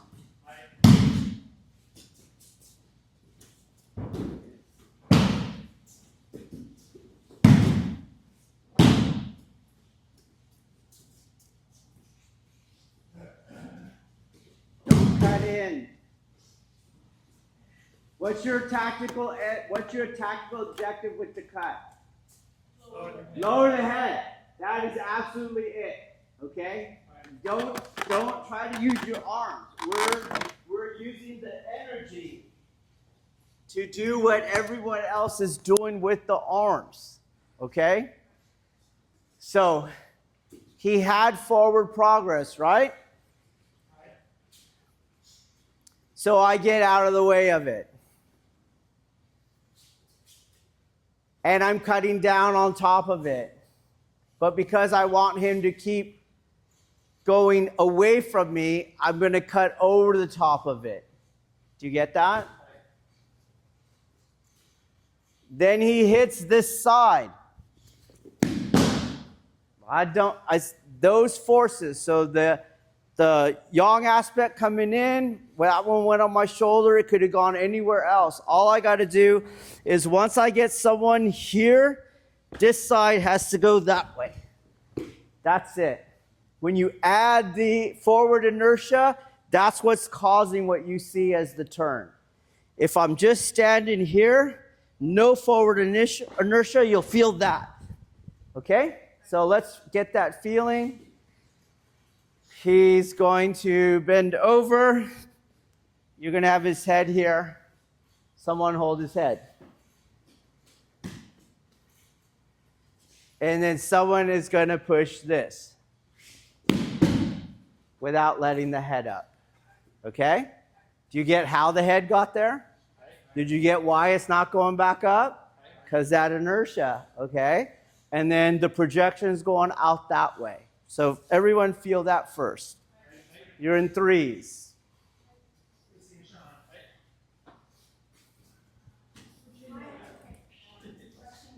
Threes.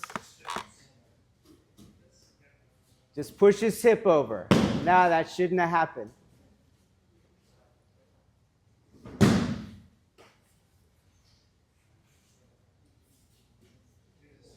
You don't want him to roll. You don't want him to roll. Nope. Lisi's, yeah, more. Go that way more. More, a little more. You just push his hip over straight. Yes, that's what we get. We're missing an entire different energy, so there should be no way he can roll right now. Okay? Yes. Andrew, let the head up. Same thing. Let's see. Hold her head. Let that head up. I'm kicking you out. Okay? How come that's a different roll? The head wasn't being held down. No, I pushed at an angle. Do it again. Okay? Do you see that? I'm pushing that way. This doesn't go that way. It goes this way. See, look, think about it. Where's her base of support? It's only this. What's the shortest way out of that base of support? 90 degrees to it. So that's why you're going this way. Okay?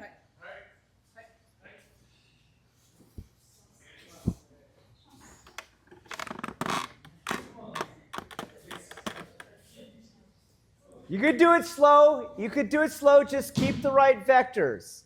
90 degrees to the foot. Yes. Yes.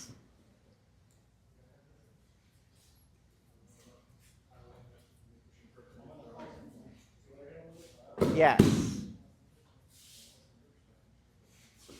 Yes.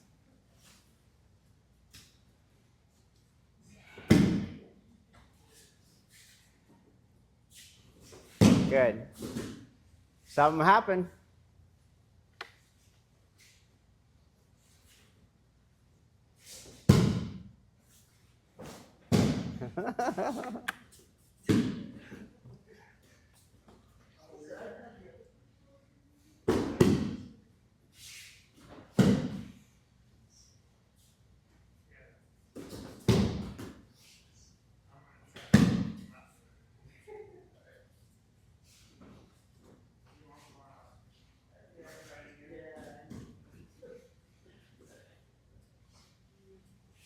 Good. Good. Okay. So, the cut lowers the head. The projection cuts straight across the center. It's not an acceleration throw, okay? I just get everything there.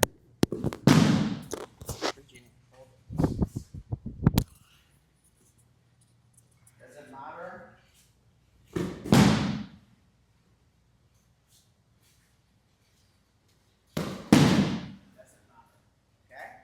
You guys were projecting the center on a turn for the last hour. Okay? You got it? Just now find it in a technique. Okay? I don't think I was going fast. I know it is hairy on that side, but I was going pretty slow. Okay? Try it. You're going to have to use our roll.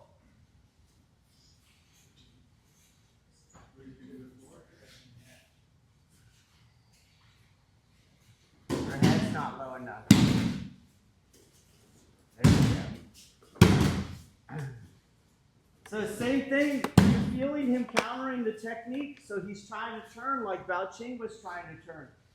You're just taking advantage of it because he rolled. I don't want him to roll. Okay? The center already was exposed and you let it go past you. Go. And again, Ryan, on the flip side, you gotta just let what's happening happen.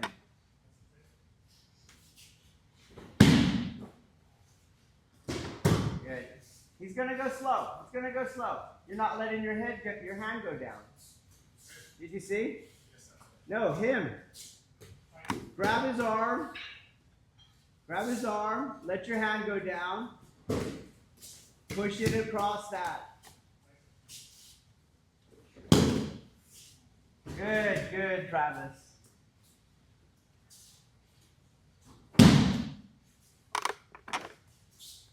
Oh.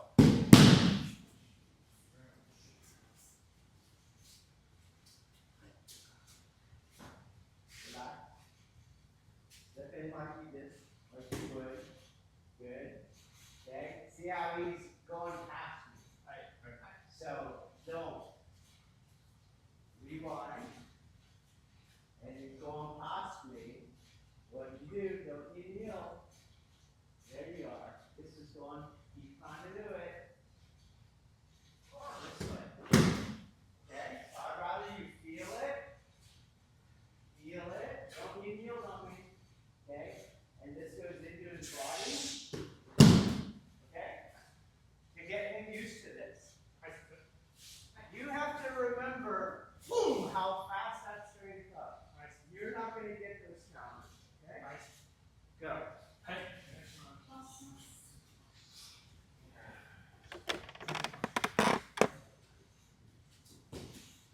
Better. Yeah, better. This is very good. Keep it slow. It's not about you, Andrew. It's about him now. Don't follow the other hand. Virginia. Cut across. X. Good. Very nice, Travis.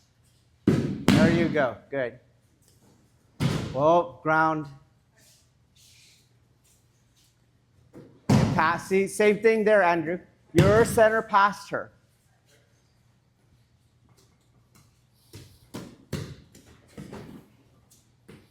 Got to get the head lower. And get out of the arm.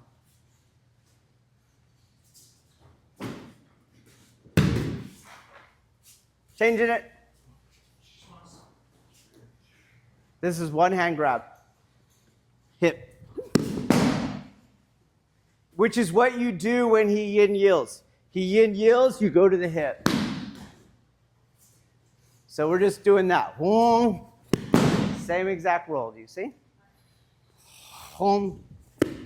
Okay, try it, go. Andrew, you're still throwing Travis slow. Not Travis, Ryan. Okay? Travis, chuck him.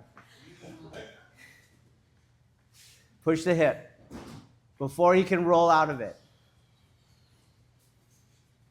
Yeah. Andrew, Travis, you're going to throw Andrew fast too. There you go.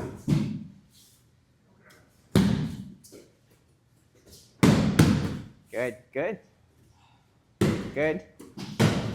This is where you want to find that arm on the negative side of the circle. Good. Find the arm on the negative side of the circle.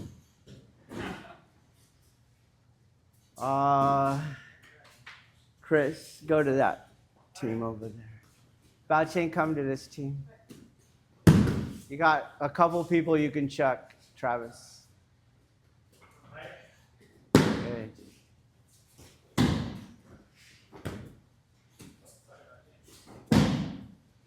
Project up, push up. Push the hip over the head. Don't stop the uke. Good, good, Virginia. Good. That's it. Don't twist. Don't lean. Yep, don't worry about her. Good. Find the roll, Andrew. Very nice, Travis. There you go, Ryan. You live. Ryan, you're live, you see? There was nothing to avoid. Good. Cut down as described. Lower that head. Very nice. Good. You keep cutting in, it's giving back balance. You keep cutting into your body. And then just lower your shoulder, and the hand will lower, even though you didn't bring the hand towards the body. So here. Okay, I go out, I enter into the throw. You see? The hand got lower, my shoulder got lower to the ground, but I didn't bring the hand back. Okay?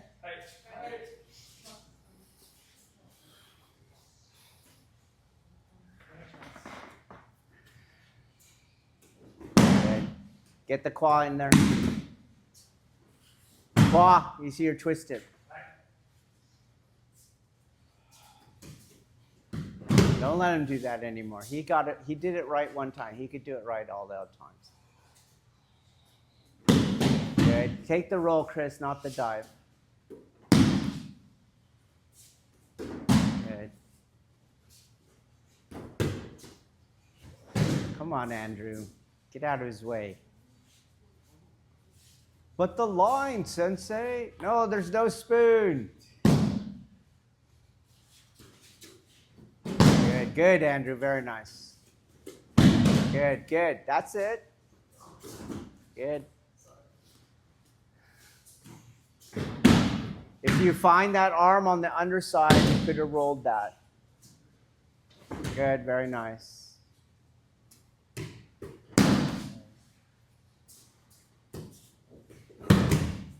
Oh.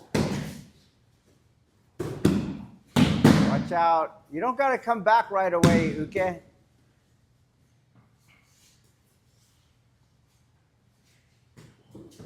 Don't follow the cutting arm. That's it.